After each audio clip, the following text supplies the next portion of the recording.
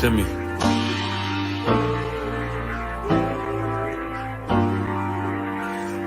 Played the horn of the Lord and served other gods. Remember the days of old, we the lost tribes. They don't believe the Bible, they say a white man wrote it, but still celebrate them holidays from white men, don't they? Like Christmas and Thanksgiving appetites. I don't even see my closest family half the time. Going out ain't an option, I won't compromise. I got integrity and more heart than Valentine. I retweeted a book they sell on Amazon, owned by the same folks that told them to apologize. Remember slaves couldn't read, wasn't allowed, so it's meaning when I tell you I'm black and I'm proud. Murdered us with the sword, that's how we learned religion. Community standards violate my First Amendment. Discontinue from my heritage under these bastards. Life a bitch, they make up lies and give you public lashes. I understand they confused by who the devil is. Why my people get so mad when I tell them this? Valley of dry bones, my niggas skeletons. It's hectic out there, hope you checking on your relatives. Brotherhood, that's what my weapon is, and I never let these crackers take it from me. Real talk, you probably never heard this all of your life. Be careful, cause that thing you love, it'll cost you your life. Long as we got each other, my nigga. Cause we build this shit on brotherhood. Long as we got each other, my nigga. Yeah. We build this shit. Nigga, I done lost family, I done lost friends. Day one niggas thought was riding to the end. Still showed up, put in that work. Hide behind a smile while I'm walking with this hearse. Some nights I felt alone, most nights I felt cold. Some nights I drove around, I ain't wanna go home. Nigga, I ain't never been, nah, I ain't never fold. Follow orders like a soldier doing what I'm told. Even when the council wasn't making any sense, I ain't never doubted, I just put it to the test. Days I was fucked up and down to my last cent. Reaching in my pockets, only coming up with lint. I'm talking even on the days that I couldn't pay my rent. I put it down for my brothers, ain't spared no expense. If I ever got bent, caused an offense, please forgive you, brother, Lord, that ain't what I meant. See that brotherhood a weapon, fight against deception. When something taken from you, then it's just a blessing. Shorty really loved me, gave me everything she got, and I'm sorry, baby girl, if I ever broke your heart. Man, mistakes that I made, don't know if they'll fade. Moving with a heavy heart, living with the pain. Take away the shame, wash away the stain. Praying to the Lord for the days that I was Cain. Sheesh. Long as we got each other, my nigga. Cause we build this shit on brotherhood. Long as we got each other, my nigga.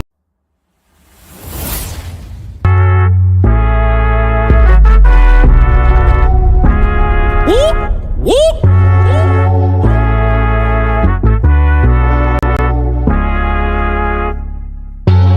We gon' change the world, we won't let it change us. Even when they switch sides and they wanna change up. Fucking with my brother, then your life in danger. Got no fear like I got one in the chamber. Since day one, we been about it, nigga. I've been going hard since the day that I found it. It's 144 to the day the Lord counted. I'ma keep my head up to the day that he crowned it now. Since day one, we been about it, nigga. I've been going hard since the day that I found it. It's 144 to the day the Lord counted. I'ma keep my head up to the day that he crowned it. They want a fame, they want a clout. That's why they doubt. I got them black, I want a class. And I shut my mouth. This was way before polite, before I came to campsites. I came broken and contrite. I just wanted to live right, clean my soul and give my life.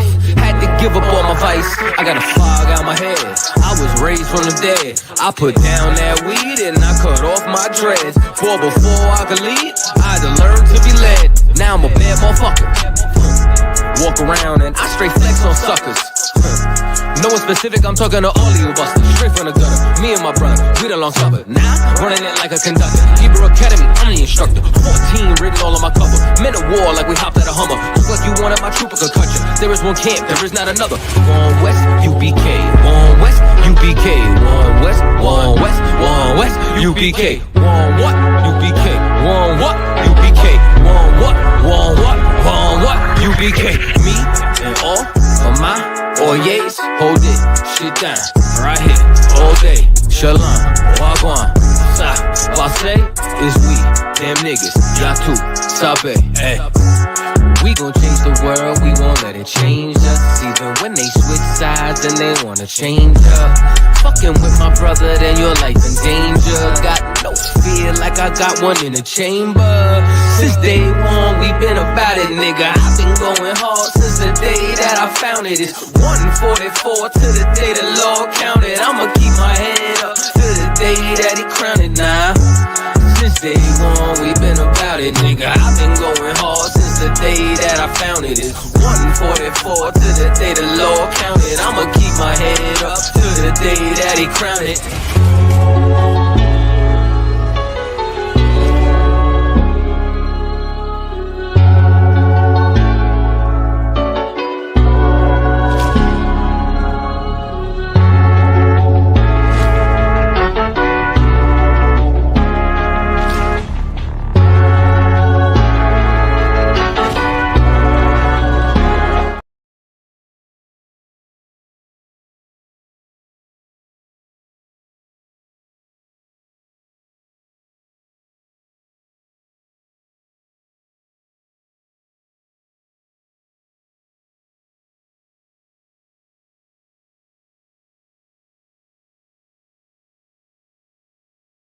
About Shalom, Shalom, Yahweh Shemel Shabragathum, Yahweh Shemal Athon by Shemel Shah to the sisters, talking about surviving, correcting the culture, this toxic, trash, garbage, integrated black and brown attempt to fit into our oppressive society and mimic his behavior and his way of life that we learn picking up from our oppressors after centuries of slavery, learning how to correct the quote unquote the culture, the culture, the culture, the culture.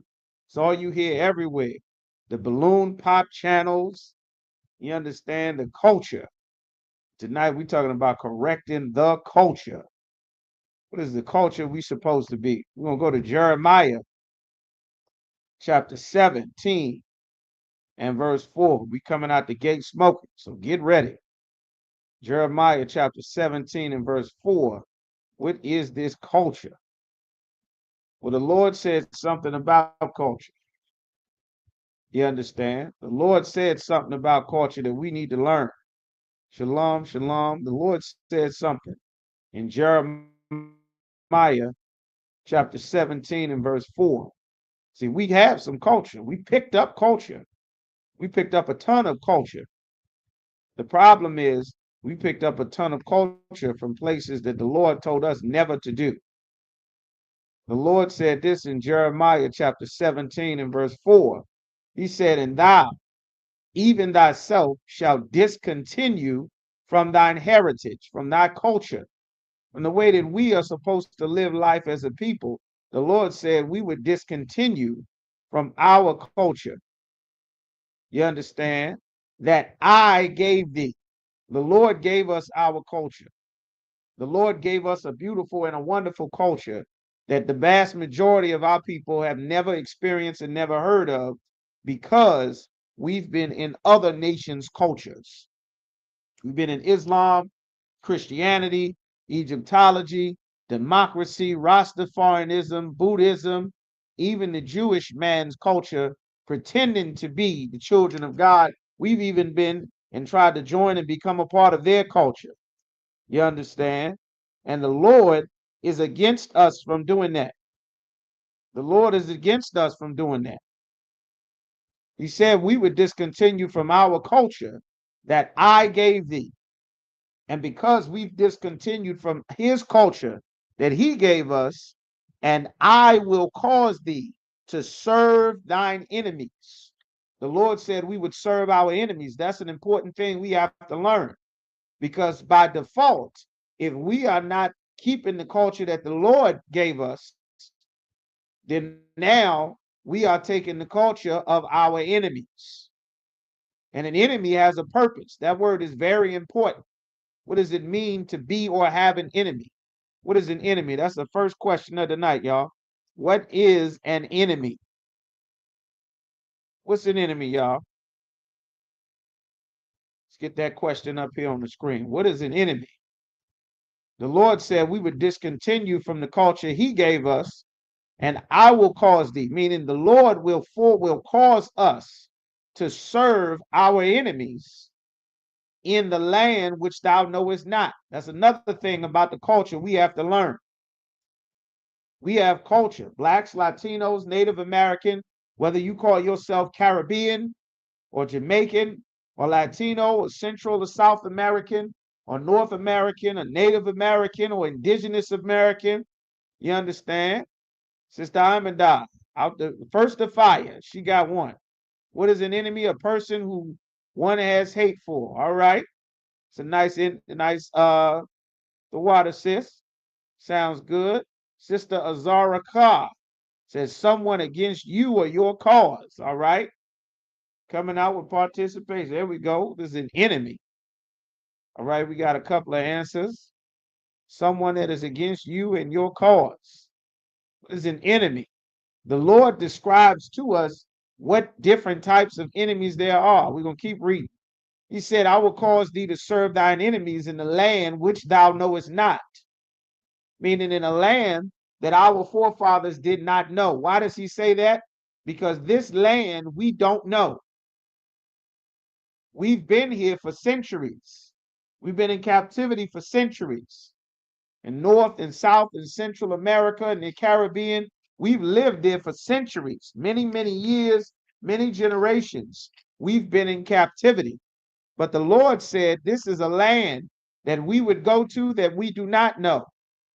Sister Tower Bob said, a person who is opposed or hostile to someone or something. Someone is opposed and hostile towards us. It's an enemy. Officer Yagadar said adversary, giving us the biblical definition. We want to use words as easy to understand. Someone against us, someone against our cause. Let's see what the Lord calls our enemy. Very important to identify. Because of Martin Luther King and Christian preachers and religions, we cannot identify what and who God said is an enemy. You understand?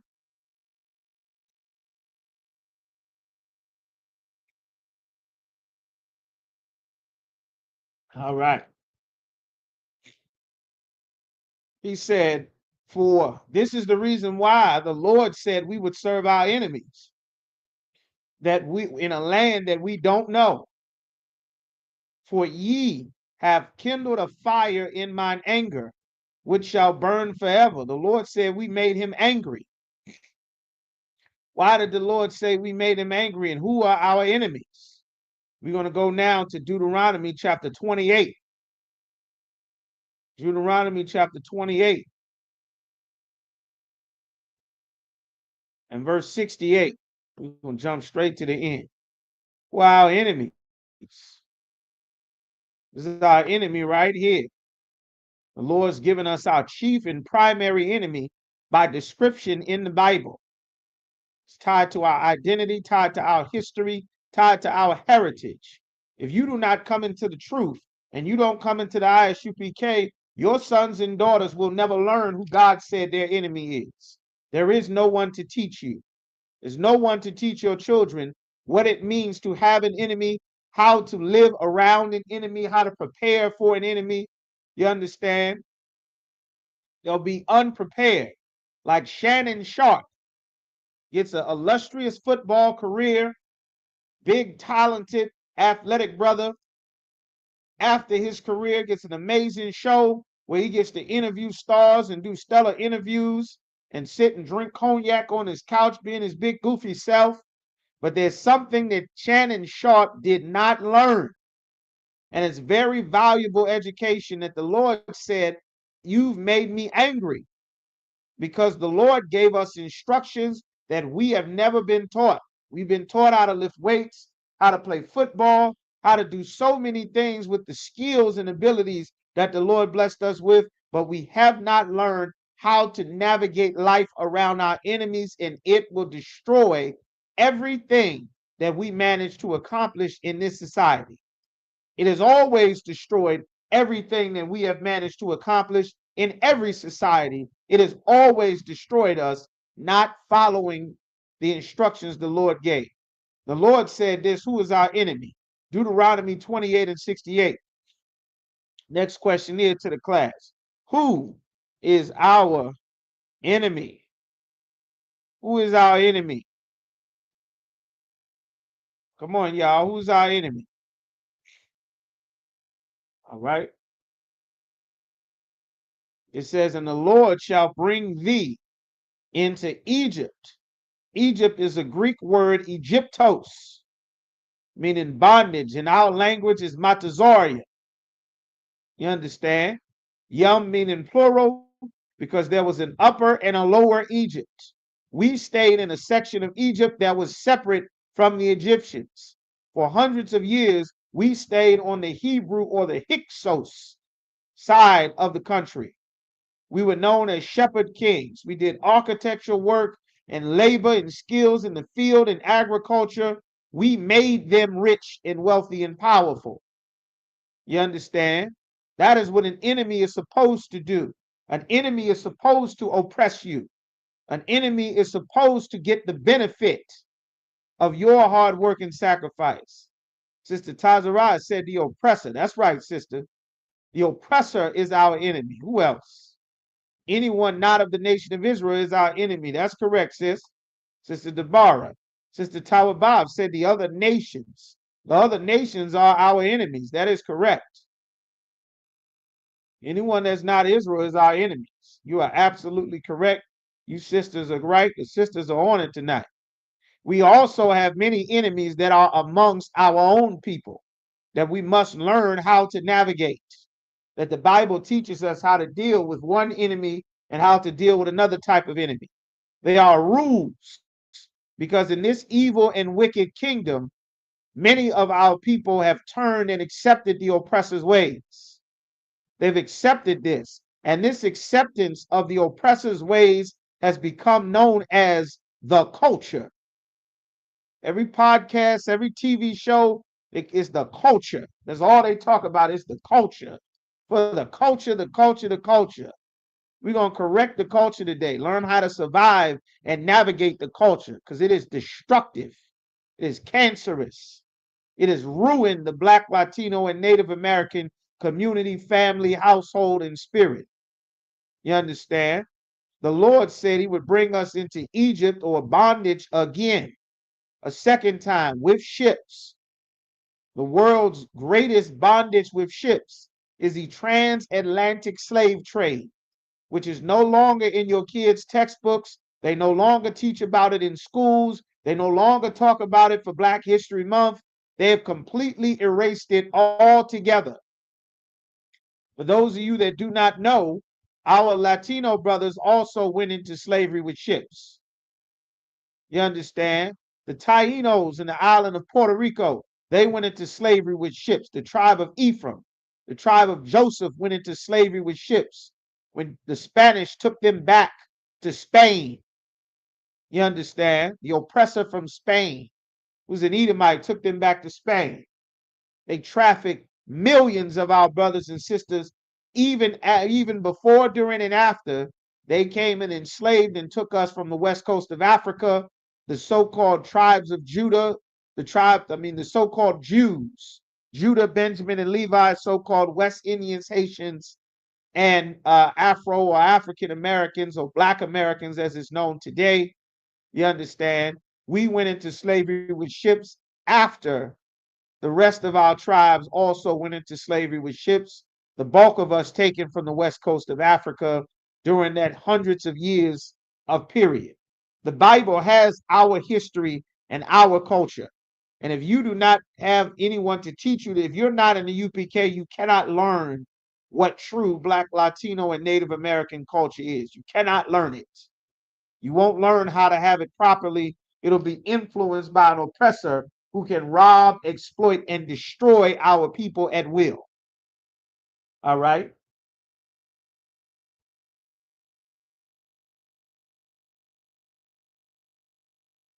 All right. It says, And the Lord shall bring thee into Egypt again with ships, by the way whereof I spake unto thee, our homeland in the Middle East, which the vast majority of blacks, Latinos, and Native Americans are unaware that we come from the Middle East, unaware of where our actual homeland is. It's not Central America if you are a Mexican. It's not North America if you're a Mexican. You're a Guatemalan, El Salvadorian, Honduran, Nicaraguan, a so-called Central American. Central is not an identity. Northern and Southern is not an identity. You understand? America is not an identity. If it was, they wouldn't be throwing Latinos, who are the natives of the Americas, out of the United States of America. America's not an identity. You understand? This is another thing that we've culturally learned to accept and call ourselves, that we have to unlearn so that we can stand and serve the Most High and turn back and correct this culture that we've inherited. You understand? So this is shall.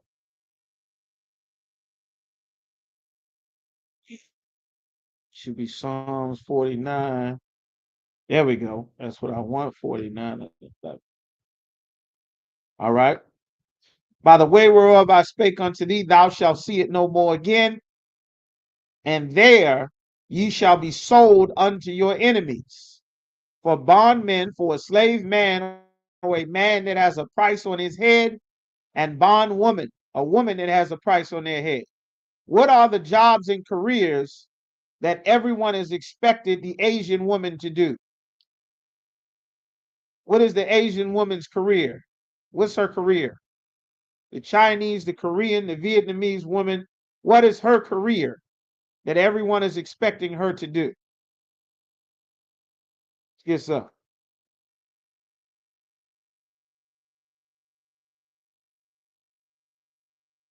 All right. Y'all racist as hell. Ha ha! Nails. There you go. Do nails. Paint nails and scrub feet. There you go. They expecting her to get down and scrub feet. Massage and scrub feet and paint hands. You understand? Beauty supply owners to sell wigs. Sell wigs. There you go. Nails and feet. That's right.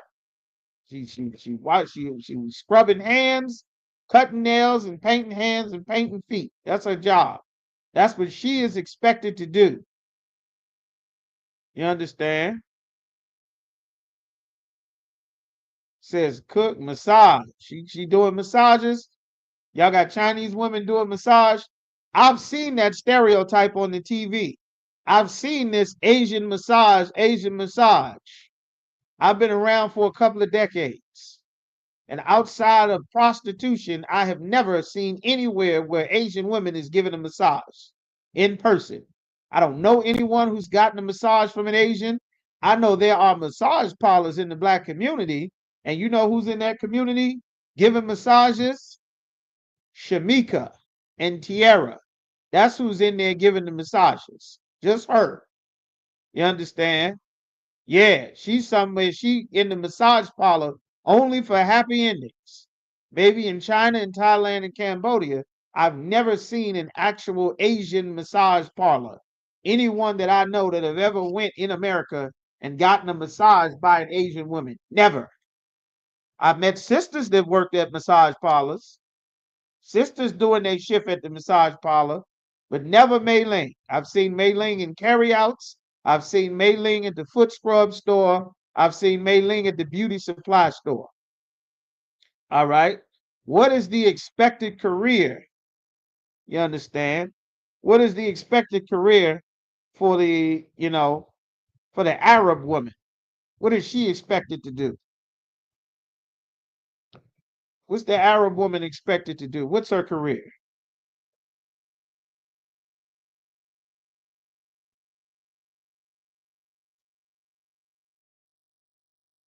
What's the Arab woman's expected career? What are they expecting her to do? What is Samira and Khadijah expected to do? A doctor? They ain't letting Samira be no doctor. You thinking about an East Indian. They ain't letting Samira out that house. Samira is expected to be chained in that living room. Having that son disrespect the hell out of her and hit her and call her names. You understand? That's her career. She's staying at home. That's all they want her to do. She's not culturally expected to do anything else. All right. Now, if I say, what's the East Indian woman expected to do? Now you go. Yes, the Arab woman is just raising children. You understand?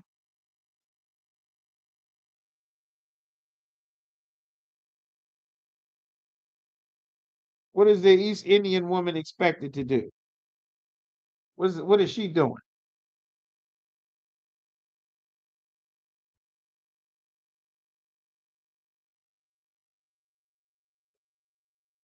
What are they expecting her to do? All right, now you can throw your doctor out there. Don't throw your doctor out there, sis. They expecting Gupta to be a doctor. Gupta gonna be a doctor. Healthcare. That's right. Work at the family gas station. You stop that, sister. Work at the family gas station. There you go. Healthcare, doctor. She's somewhere sending you a bill, getting that copay. She's expected. She's expected to do that. All right. It's what the Lord said. Bondmen and bondwomen, and no man shall buy you. Everybody has an expectation of what the people that come to this country are expected to do. All right. There you go. Expected to do. Family gas station, healthcare worker, take care of her family and her kids, scrub feet, work the family business, the racist business. All right. Now, what are our people expected to do?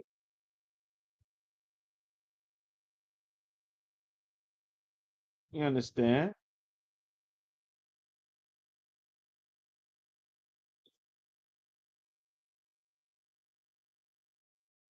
What are our people expected to do here in this society?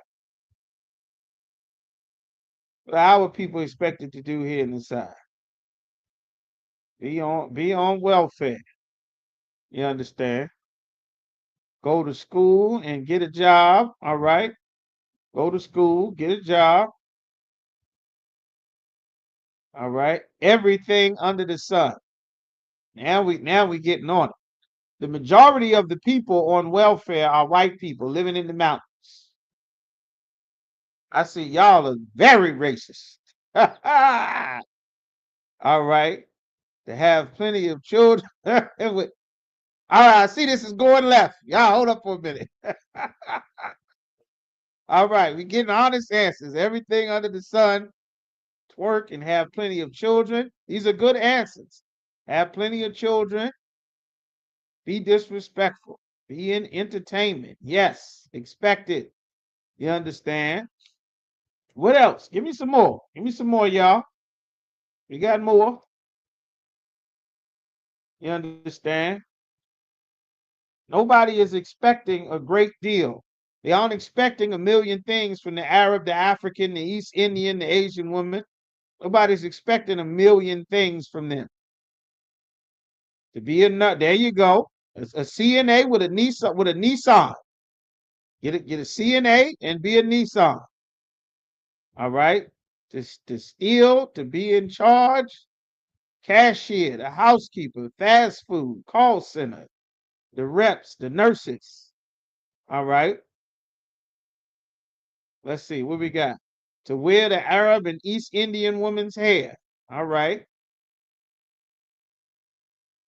All right. All right. Now, it seems like it's a lot more required and expected of our sisters than all the other women that we named before. And there's a reason for that. There's a reason for that, and it's tied into exactly how the oppressors set things up. We're going to go to Exodus to see exactly how an oppressor thinks, who is an enemy. You understand? Who is an enemy? Those are good answers. Good answers. All right. Cashier, fast food, housekeepers, the call center, cleaning, sweeping, mopping the floor, be in captivity. Yes, everywhere. Do every damn thing. None of the other women in America are expected to do any of them. When somebody is looking for entertainment, they're not calling the East Indian woman.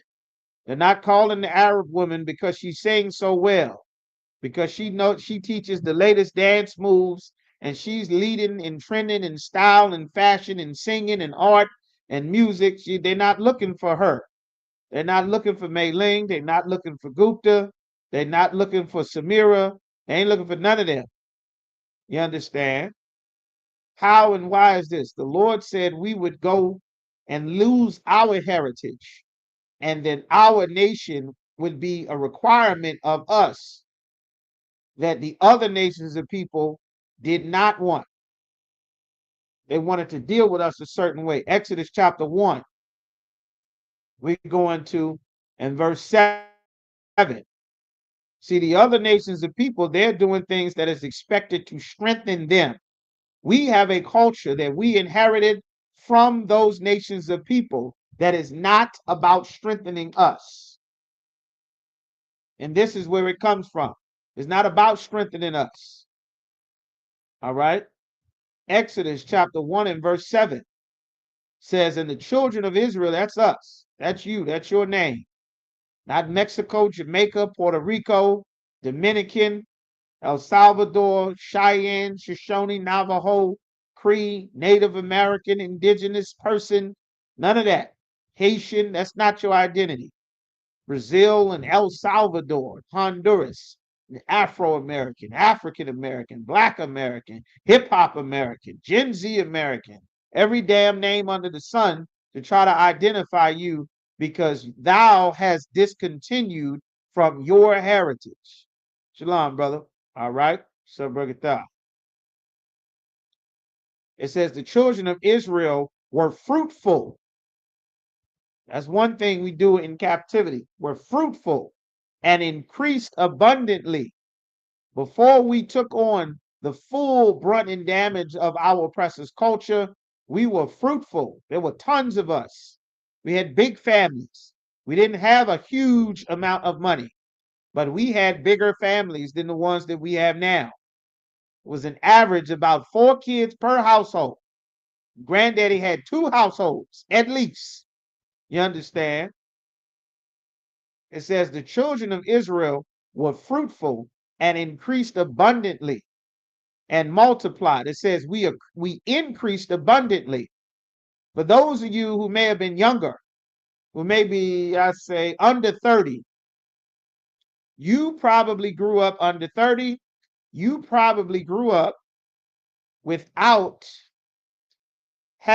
seeing your parents, or let me not say your parents, your grandparents having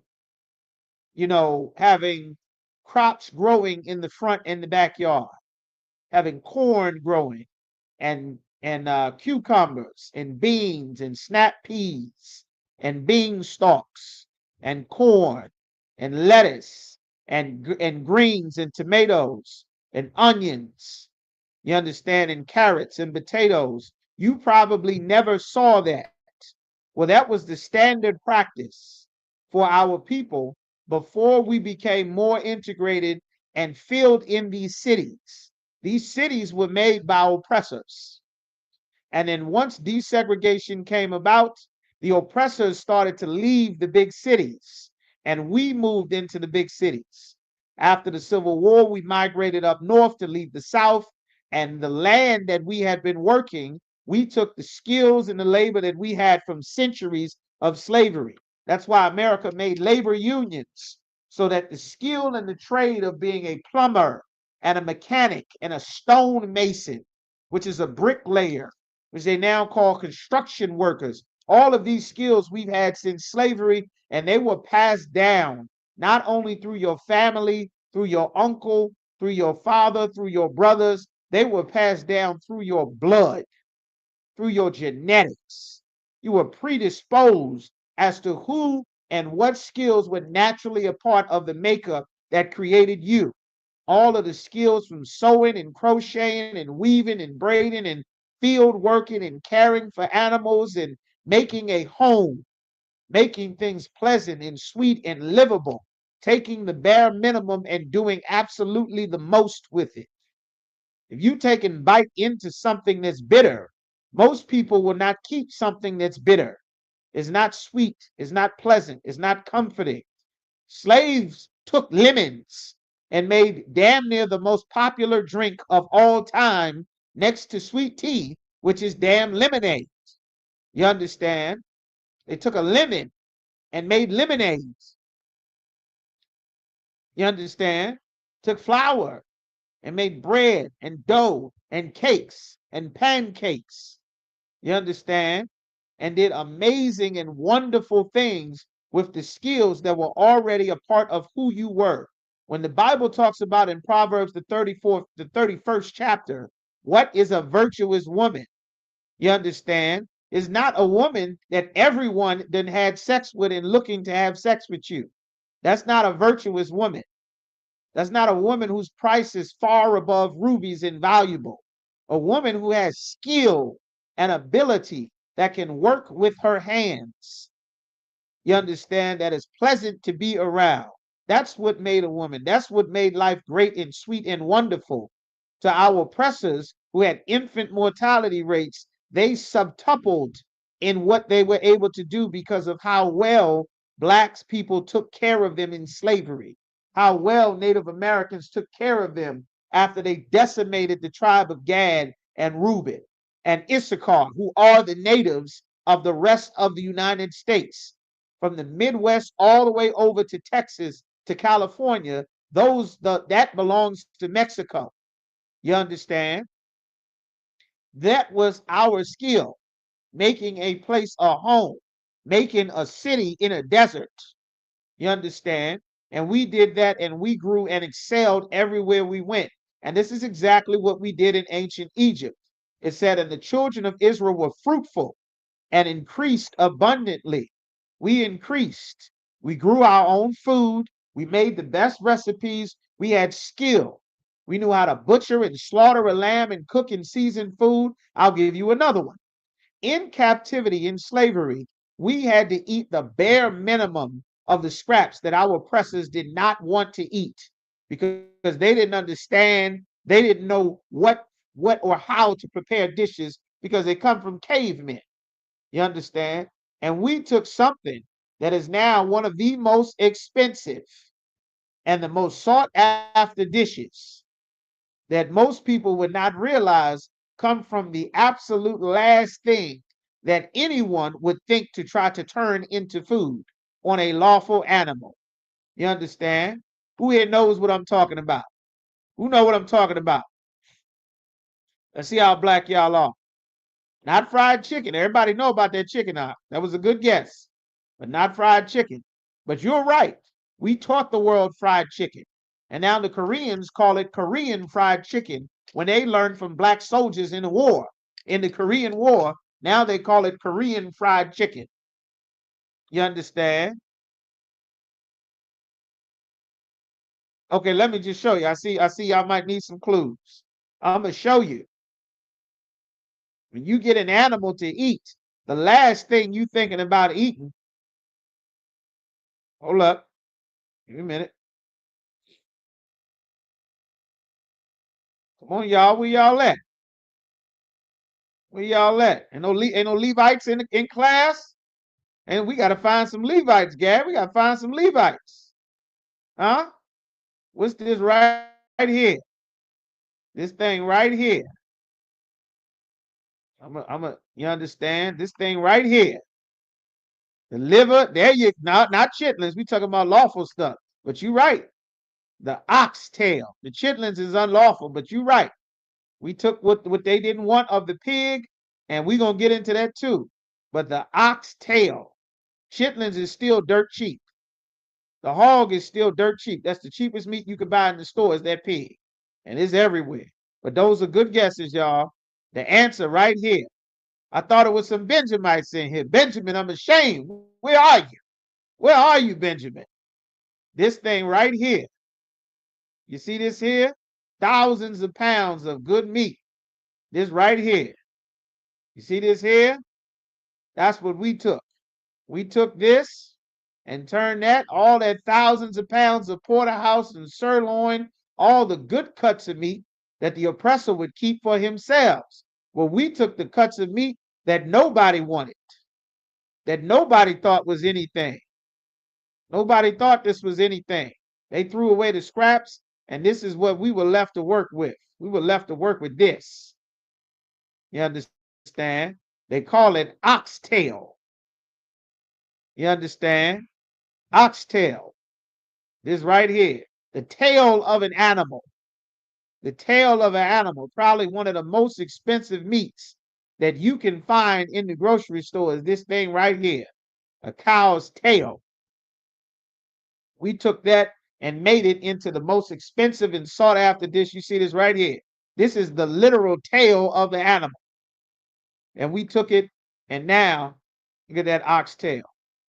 Most expensive thing on the menu. How did this end up happening? Because the Bible says Jacob is the former of all things. And we took this and we used it to survive.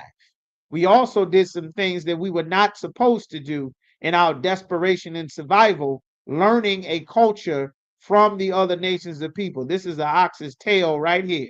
That's what we're talking about, the oxtail. All right. We had to be creative and innovative. We increased abundantly and multiplied, and we got stronger and stronger. Our sons were bigger. You understand? Our women, our families were more fertile. Our kids were healthier. They grew quicker. They got stronger. They were smarter. Our babies set up much sooner than the other kids. They learned how to talk and relate to the world around them much quicker than the other nations of people's children. They run faster. They grew bigger. They had better grandmothers, better fathers, better coordinated, better rhythm, better invention, better skills. We had better everything. And it scared the Egyptians to death. The same way it scared our oppressors, so that they had to do exactly what the ancient Egyptians did. The land was full of us, and they were terrified. So what did they have to do? They had to make a plan. And this is the same thing that our oppressors have done. You understand? It says there arose a king who had a plan. And in ancient Egypt, they were worried. And they said, this people is mightier than them. We were much stronger than them before they started putting steroids in all the food, and steroids in all the beef, and steroids in all the pork, and steroids in everything, the milk and the water. They had to grow and strengthen themselves up. You understand? They said, the people are stronger than us.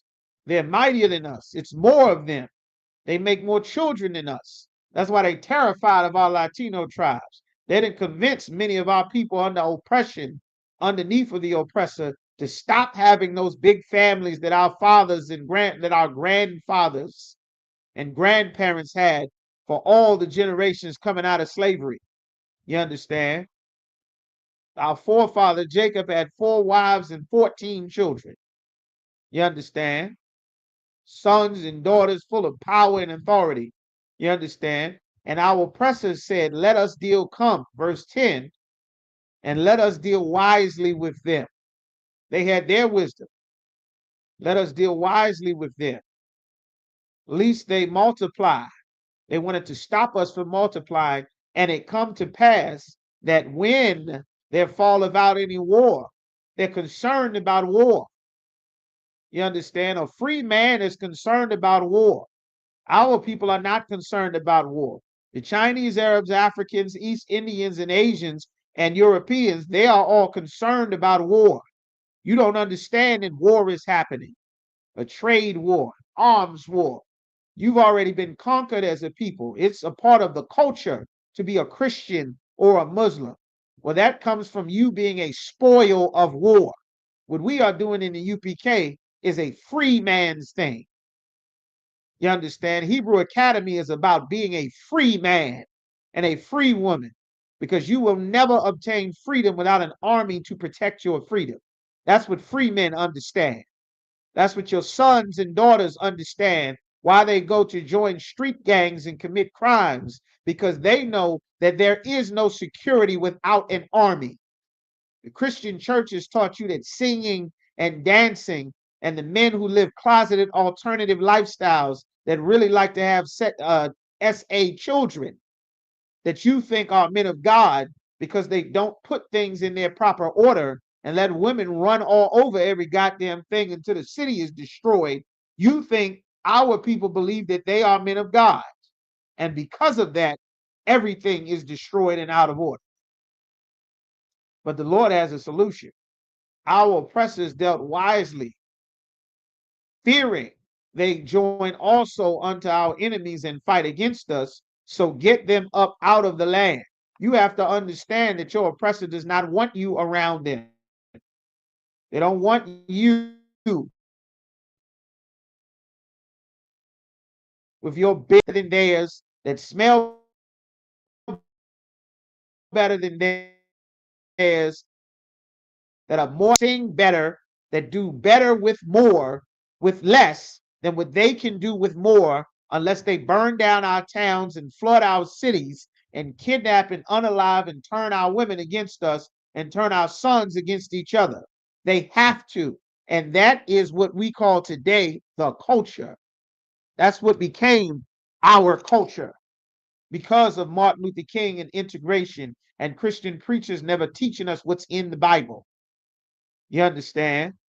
So it says in verse 11, therefore they did set over them taskmasters to afflict them with their burdens, supervisors, to make sure that you're getting a certain amount of work done. You're meeting a quota by a time and a deadline. The purpose is to afflict them. And we built treasure cities. They built for Pharaoh, for the king, for the powers that rule over us, like we built Washington, D.C. for America. Treasure cities filled with wealth and riches of Pithom and Ramses that we built for them. And the fact that we worked enslaved for them for hundreds of years was not enough, because it says, but the more they afflicted them, the more they multiplied and grew in those projects, in those ghettos, in those slums. And they were grieved because of the children of Israel. They were not grieved. You must learn this. This is something you must learn, because the culture teaches you that your enemy is another black man. The biggest enemy that your daughter is, your son is preparing for, is another black man. The Bloods and Crips were not created to fight racism. It was created to fight the Crips. You understand? That's what it was for.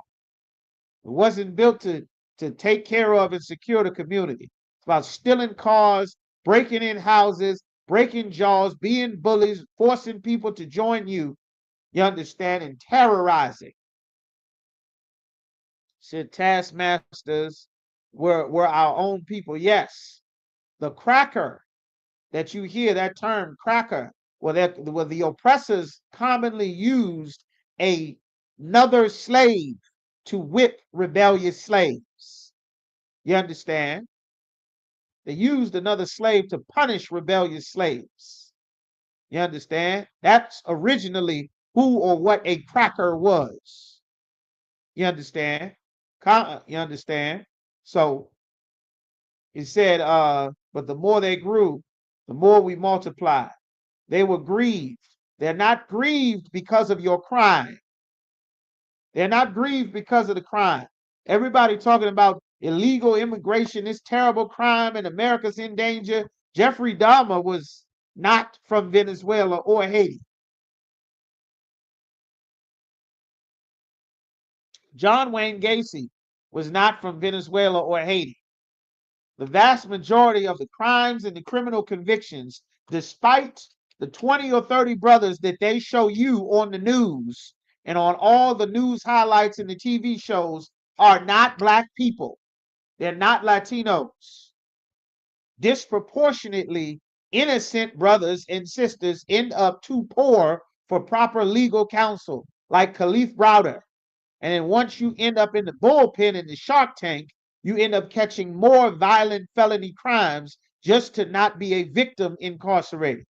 And then further, now you get more time and you stay longer and longer. You understand? The oppressor purposely criminalized things that he does not view as a crime. I'll give you an example. The Lord said that you are not supposed to be a drug dealer.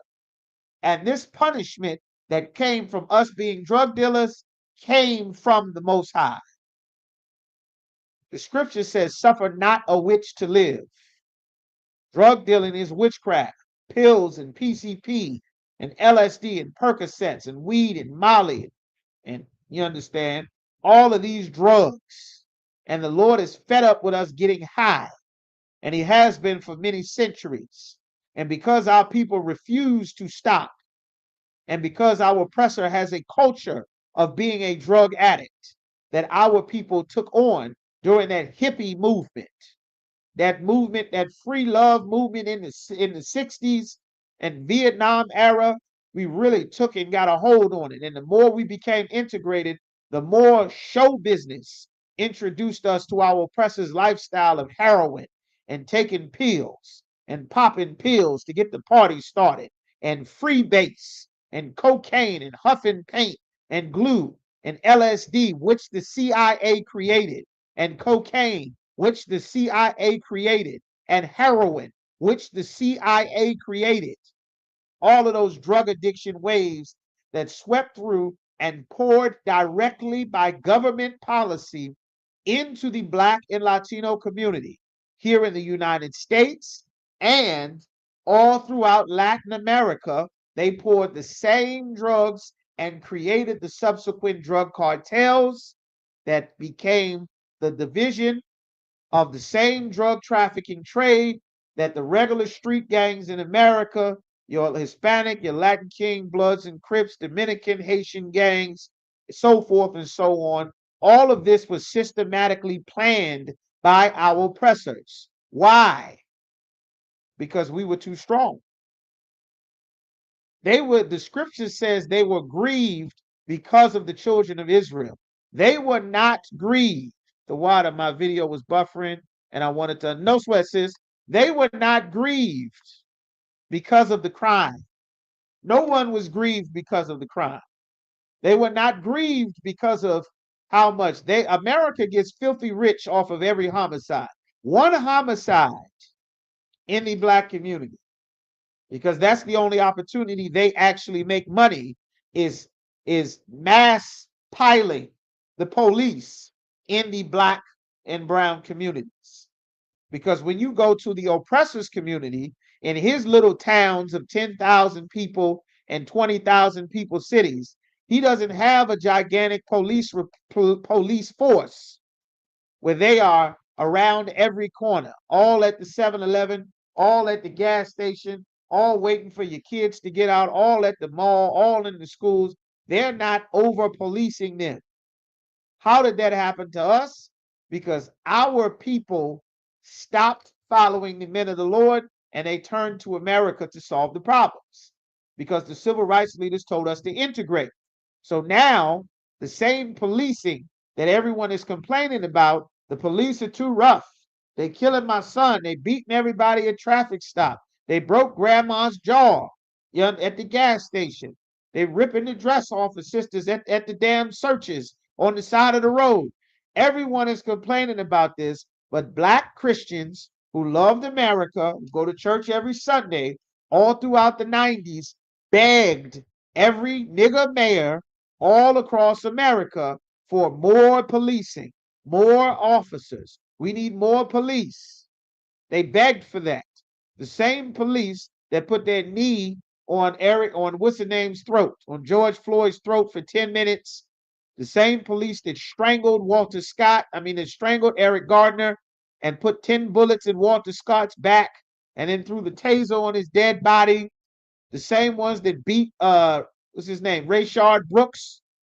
The same ones that beat the 10 of them that beat him in handcuffs as his dead, lifeless body flop around while he's in prison in upstate New York. That's what our people begged for. And they did it because Christians go to church every Sunday, making our people, how can I say it? Making the strong man who would set everything in their proper order weaker and weaker, to where the woman is in charge of the family and the community. Big Mama, Medea, that is the spirit that the Christian church puts on our people. You understand? That was the goal. It was also a part of weakening us.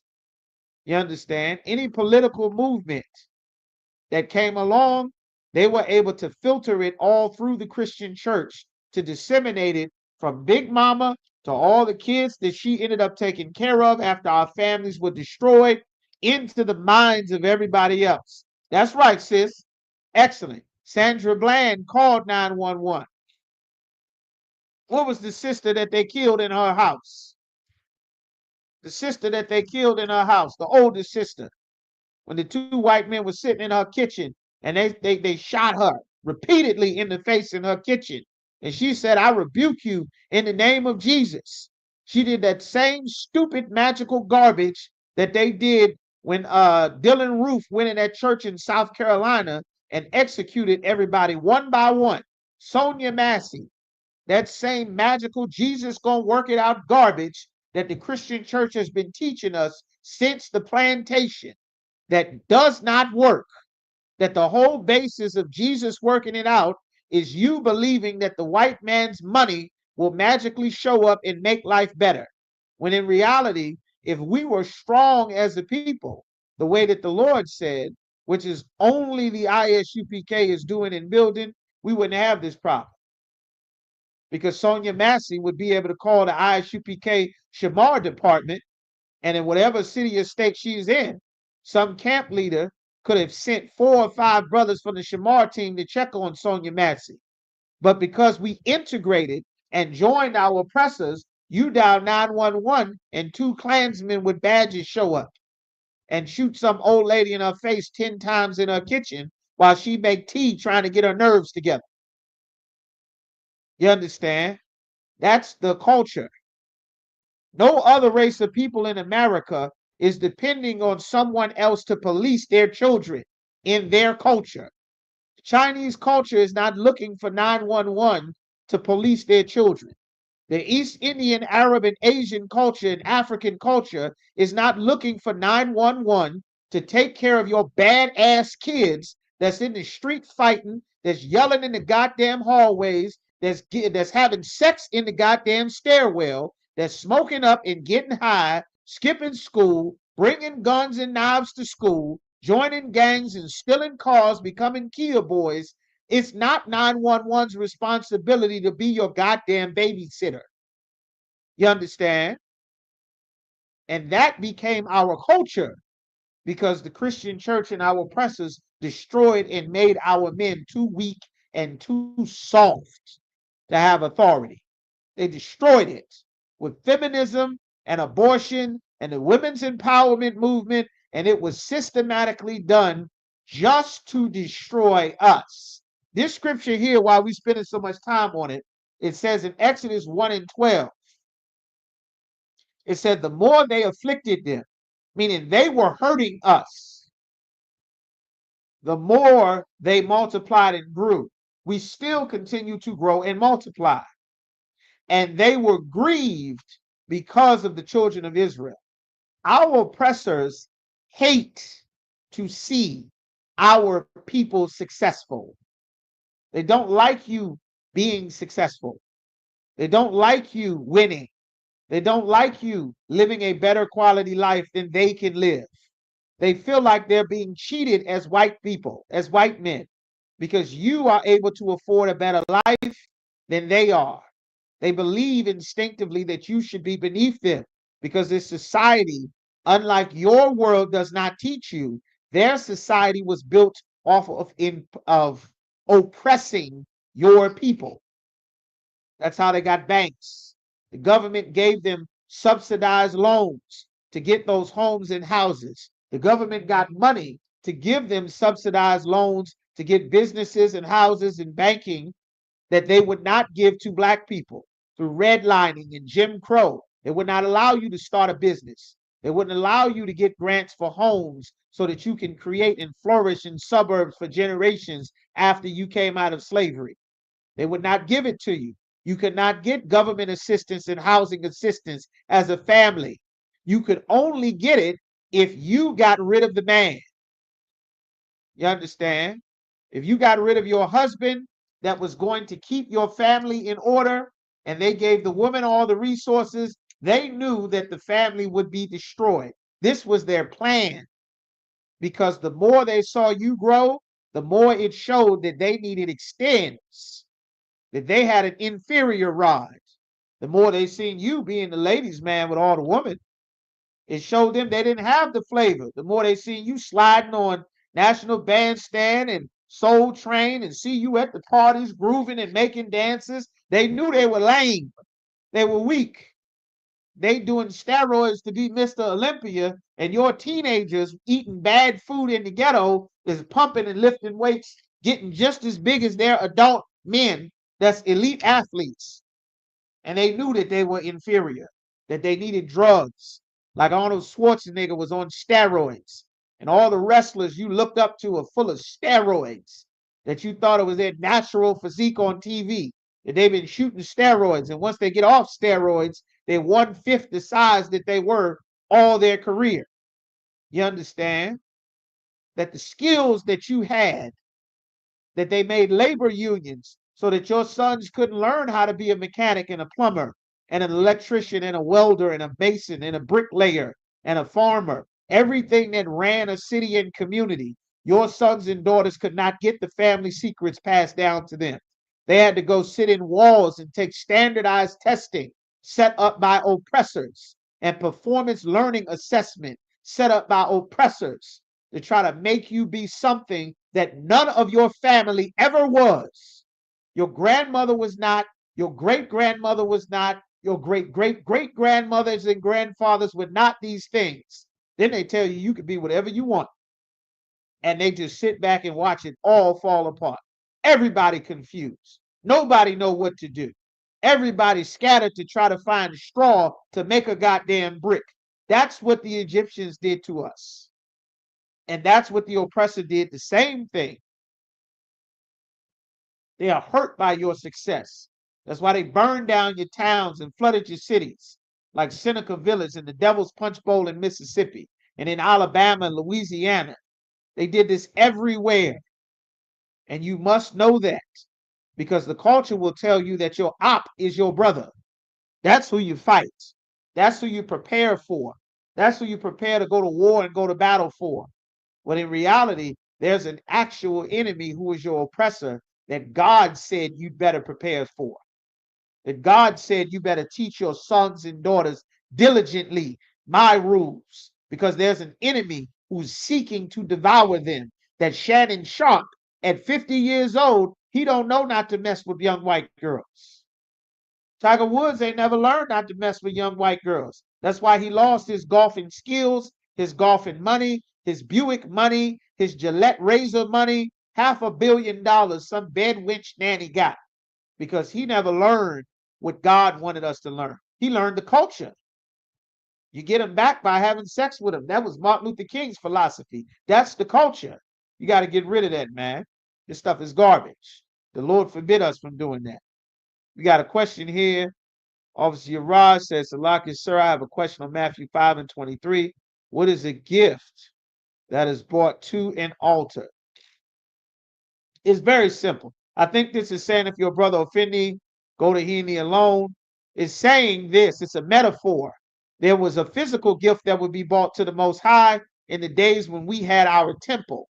But we don't have our temple anymore, and we don't have sacrifices and things that are presented to the gift, that are presented to the Most High. You would bring a gift, you would bring an offering, an oxen,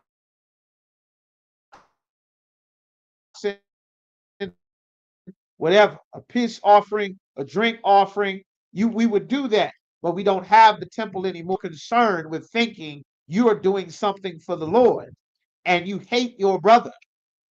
Don't dismiss you thinking you serving the Most High. You need to go and deal with your brother, because serving the Lord, the most important thing to the Lord and his law, which is loving the Most High, is about how you deal with your brother. Let's get to Matthew 5 and 23, see what you talk about. Exactly. Matthew 5 and 22, it says, but I say unto you, whosoever is angry at his brother without a cause. This is the culture. You just hating on a brother just because. This fits perfectly, Yarash. You understand? But I say unto you that whosoever is angry with his brother without a cause, you just mad at him because you're mad at him, because he light skinned, because his hair is straight and you want your hair to be straight. He got waves and you don't. He got a big afro and you don't. He got money and you don't. He got new clothes and you don't. You understand? You mad at him without a cause. You don't have a real reason. You just don't like it. He's smiling, you hate it. Or your sister. You see her smiling, you don't like it. You see her shine, you don't like it. You see she not a hoe and you be mad at her for not being a hoe. You understand? You see her with her kids and you killed your kids with abortions. So now you hate your sister. You want to see your sister destroyed. This is a ton of things that happen all the time in Christian homes. You see that your daughter has a man and you spent decades of your life chasing away all the men. And no man could stand to be around you past the orgasm. And now you see that your daughter, here she come, being nice and kind and helpful and actually loving to the point that a man would want to stay around her, unlike dealing with an evil monster that unfortunately many of our people were subjected to, thinking that that's how it's supposed to be. Why? Because that's the culture. A loudmouth dragon is the culture. Jumping all in everybody's face, being rude is the culture. More concerned with my looks than my character is the culture. You understand? The Lord got plenty to say about that. We're going to get to it tonight. Matthew 5 and 22, the Lord said, but whosoever is angry at it with his brother or his sister without a cause, you have no reason to be angry. If you steal my car, I got a reason to be mad at you. You understand? If you lie on me, I have a reason to be mad at you. I have a cause. The Lord never said you were supposed to allow someone to abuse you and defame you and lie on you and hurt you, and then you're supposed to just go and say wonderful things about him and give him a hug and a kiss and wait to take him to dinner. That's not in the Bible. The culture of accepting abuse and being a victim is not biblical. It's not biblical. You understand? Turn the other cheek didn't mean let somebody keep breaking your jaw and blacken your eye. That's not what that means. That's never been what the Bible means. If that was the case, why did Christ roll around with 5 killers with him that had swords on him? Why did Peter have a sword? Why did anybody stop the kids from running up to Christ if Christ loved everybody? What did he need security for? Everybody was just going to hug him and kiss him and love him. You understand? You're in danger of the judgment. Hate your brother without a cause. That's the same as being a murderer. Because eventually you hating on your brother for no reason, down the line is going to lead you to harm your brother or harm your sister. That's why the Lord said this. You're in danger of the judgment. You're calling your brother evil. Why? Just because you don't like him. You don't like her. Shall be in danger of the council. This is only talking about brothers and sisters in the truth. Because in the world, nobody gives a damn about how you feel. Nobody cares that you hate a brother for no reason. They expect They expect you to hate your brother or your sister. It's expected for a woman to hate another woman. That's expected. For sisters to be in competition with each other, to destroy each other. That's expected. That's what most of the competition. It don't have nothing to do with men. Men are very, very simple in the vast majority of cases. And everybody knows it. The fashion designers know it. The makeup providers know it. The nail salon people know it. Most, you understand, not everybody, But the vast majority of what women are doing is to fight against each other. Men don't like all that makeup. Men don't like all that extra hair that's not yours. Men don't need you to be 1,000 different colors. I liked the you that I saw when I met you. That's the one. You taking off a set of head, you taking off a pair of eyelashes, taking off a pair of everything else. It's a whole nother woman underneath of the woman that you putting on to go somewhere. You understand? It's not unlawful, but a lot of the culture drives women to do things to fight and battle each other. That doesn't have anything to do with a man. Because despite the fact what a man is saying, ain't nobody listening any goddamn way. Nowhere. You understand? In most times. So I just want to put that in because we're talking about the culture.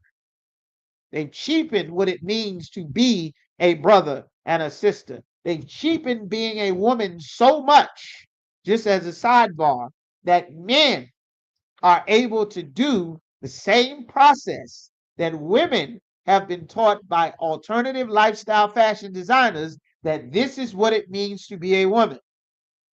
You understand? They've taught this.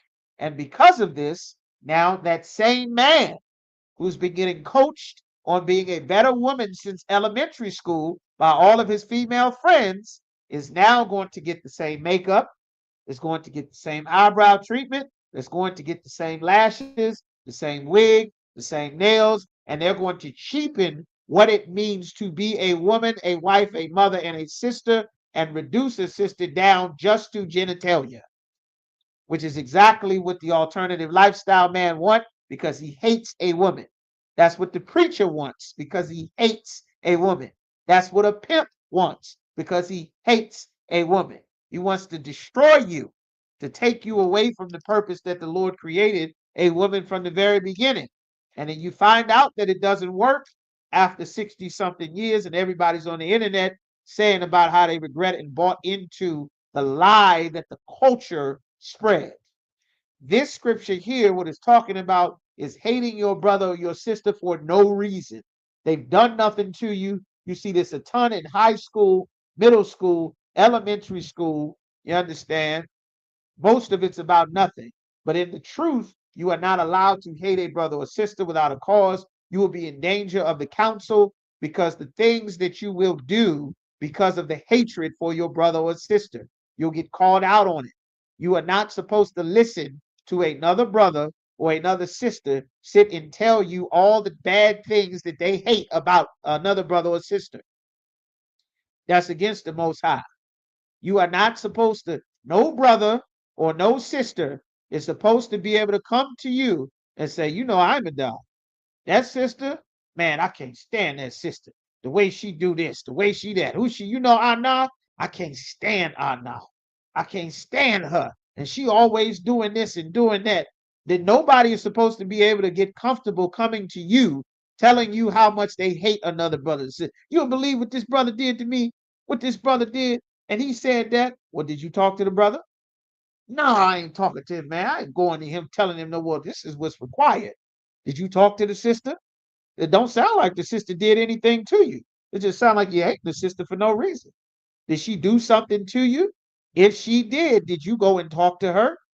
Did you go and talk to the brother? You've got a demon on you. And that demon is what drives most of the homicides in our community. That's why most of them is committed by someone who you've known since elementary school. Most of the homicides in the Black and Latino community are done by people that you already know. This is why the Lord said, this is such an important thing to do, that rather than doing this, going to he and thee alone, if thy brother offend thee, everyone would rather tell TMZ, Twitter, Facebook, Instagram, the streets, the neighborhood, the cousin, the best friend, you, a stranger, that everybody must know about it except for he and thee alone, which is what Christ said. So that I now convince you to hate this brother, to hate this sister. So before you meet this or meet this brother, you already have been trained by the demon on me to hate them. You understand? Thy brother or sister do this without a cause. There's a counsel. There is judgment. Why? Because if there is a reason and some evil that a brother or sister has done, we have an order, we have rules, we have a rank structure. You aren't allowed to be someone robbing and stealing and lying and scamming and cheating. You aren't allowed to do that. You aren't allowed to do that and stay one of us. And nobody is supposed to cover up the fact that you being a terrible, horrible, greedy, stealing, lying bastard. You understand? This ain't the Christian church. You gonna act like you got some goddamn sense in here. Grace lasts for a season, but you aren't allowed to just come in and abuse everyone just because and say, you got to be my brother. I know I stole from you. I know I lied on you, but you got to just let it go and leave it in the past and be my brother. You got to you got to give me another opportunity to do it again. That's not in the Bible. That ain't in the Bible. Like General Muhammad says, you should not be the brother or sister that always needs to be forgiven all the goddamn time. At some point, you're going to have to change. You're going to have to grow up. When is it going to be your turn to do some forgiving? And everybody got to spend all their time forgiving you because you always wrong. No, that ain't right. And the culture is to just accept being wrong. That's why we got to correct that culture. You understand? It says, but shall be in danger of the council. But whosoever shall say, thou fool, shall be in danger of hellfire. You're going to be in danger. You're going to get checked. You're going to be stood up in council. You're going to find yourself back in the world with people who eat pork and crab and shrimp and Christmas and smoke weed. In verse 23, at this time, during the days when Christ was alive, we had our temple. So you brought your offerings into the temple to the priests, the feast of first fruits, the feast of unleavened bread. Anytime you had a sin offering, anytime someone gave birth to a child, they had to bring an offering for a male child or a female child. You understand? Because you were unclean after you had a child. So you brought this offering, like it says in the law, because this is what the Lord required at that time before Christ. So now with Matthew 25 and 23, it says, therefore, if thou bring thy gift to the altar, how would we translate this today? How would we translate this? Because there is no more altar. You understand? There's no more temple. You're not bringing a literal gift to the Most High anymore. So what is the temple now? The temple is your body. If you want to come to serve the Most High, or you coming to do something, you understand, a gift, you coming to bring that in, your gift to the altar, and then remember, and there rememberest that thy brother hath aught against thee, that you got an issue with your brother, but you in here serving the Most High. You understand? The Lord said this, leave thy gift at the altar. Forget what you plan on giving to the Lord. You more concerned thinking you're going to get around the Lord's commandments to deal with, rather than dealing with an issue that you have with your brother. The scripture said, leave there thy gift before the altar and go thy way. First be reconciled to thy brother, and then come and offer thy gift. What it's saying here, because there is no more altar physically, there's no more temple. What it's saying here is make sure that you don't have an ought or an issue with your brother. You need to go to him, he and thee alone. You understand? Because eventually Satan will use it to drive a wedge between you and your brother and to pull you, if not more brothers and sisters, out of the truth. That's the goal. That's why he's saying this. It is very important how you treat and deal with your brother and sister. That is the last thing that the Christian church teaches you, is serving God.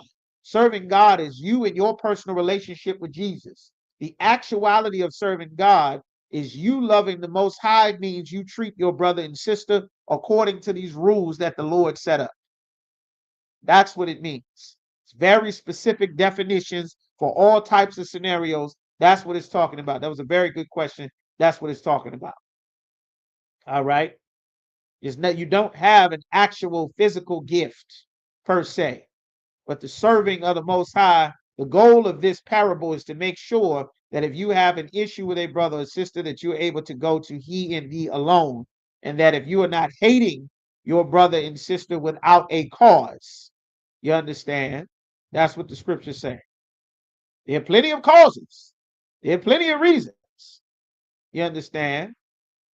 But the goal is to make sure that we have a nation that is not filled with brothers and sisters all on the goddamn internet, all at the gas station, all at the Chuck E. Cheese, fighting barefoot in the parking lot, hitting each other upside the head with knives and bottles and stilettos, which is what we have now.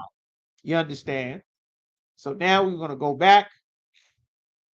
But this only works if you're in the truth, because in the world, nobody actually cares about anybody else's feelings. It's the culture to hate on someone. You understand?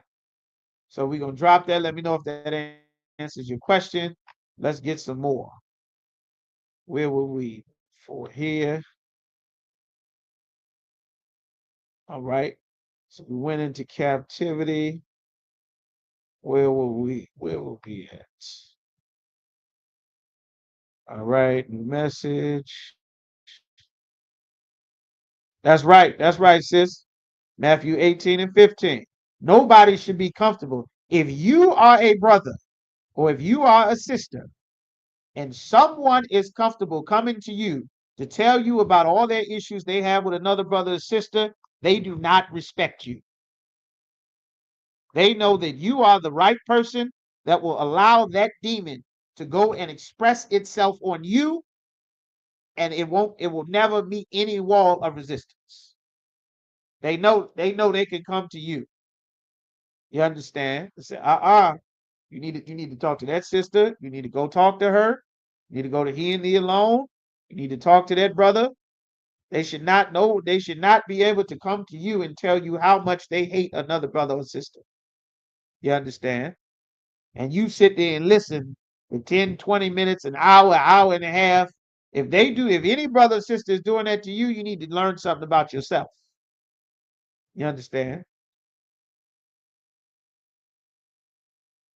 Hold on.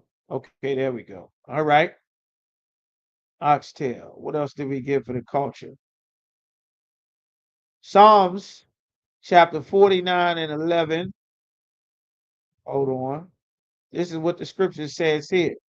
It says, their inward part, this is our oppressor, is that their houses shall continue forever. There's a lot of pride when it comes to our people about where you're from. I'm Jamaican. I'm Trinidadian. I'm St. Lucian. I'm Grenadian. I'm Bahamian. I'm Mexican. I'm Puerto Rican. I'm Dominican. I'm Haitian. I'm Brazilian. I'm Argentinian. I'm Colombian. Yay, Colombia. You understand?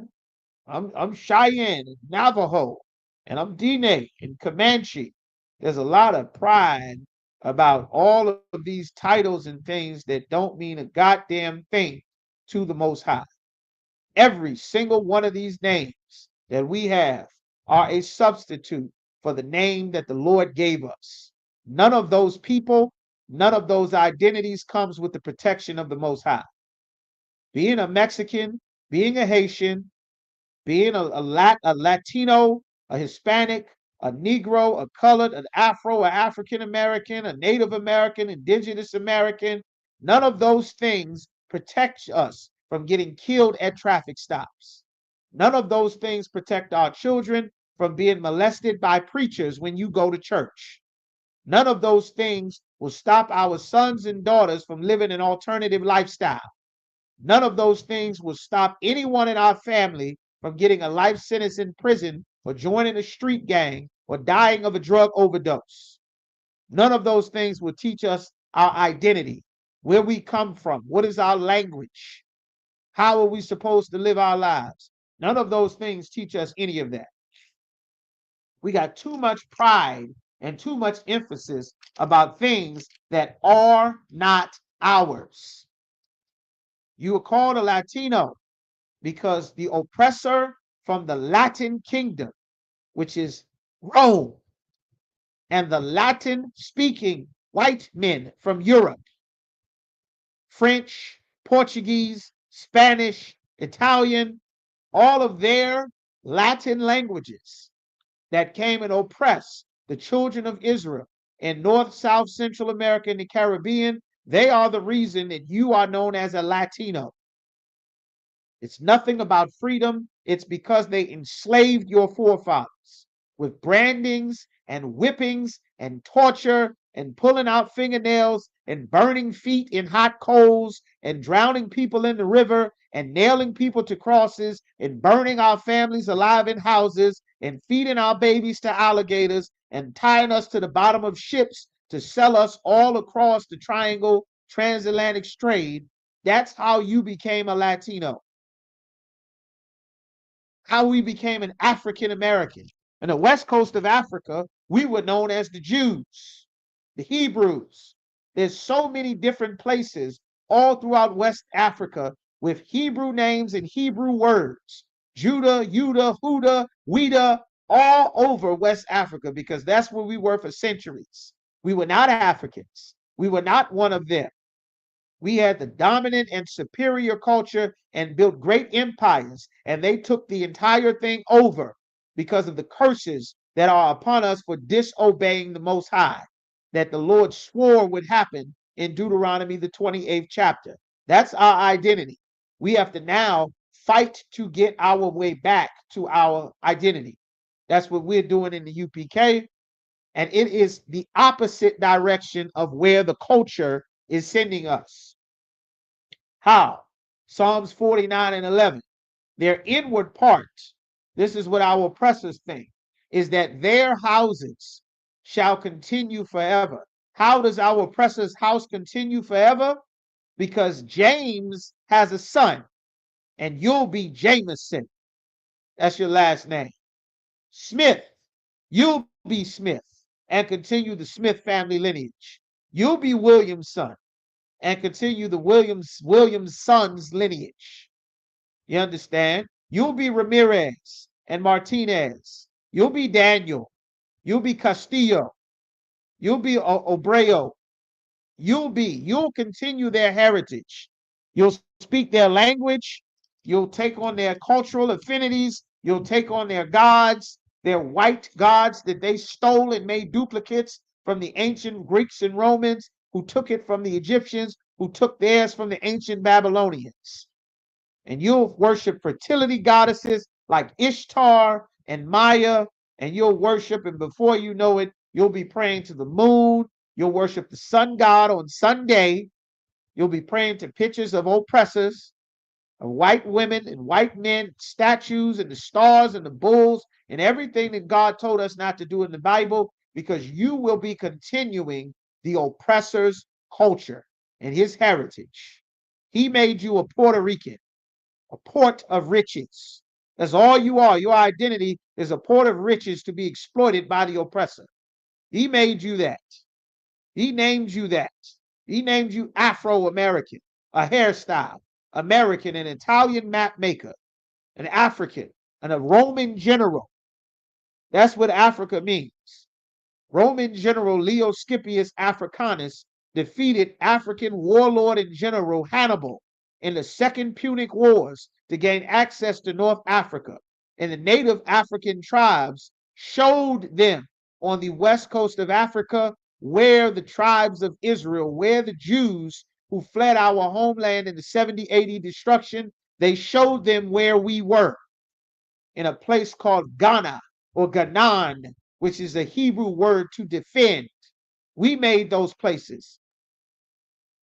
We made them rich and powerful and wealthy, and they knew how and where to find us because we were so drastically different than they were. And we settled on their lands and made great empires, and they robbed it blind.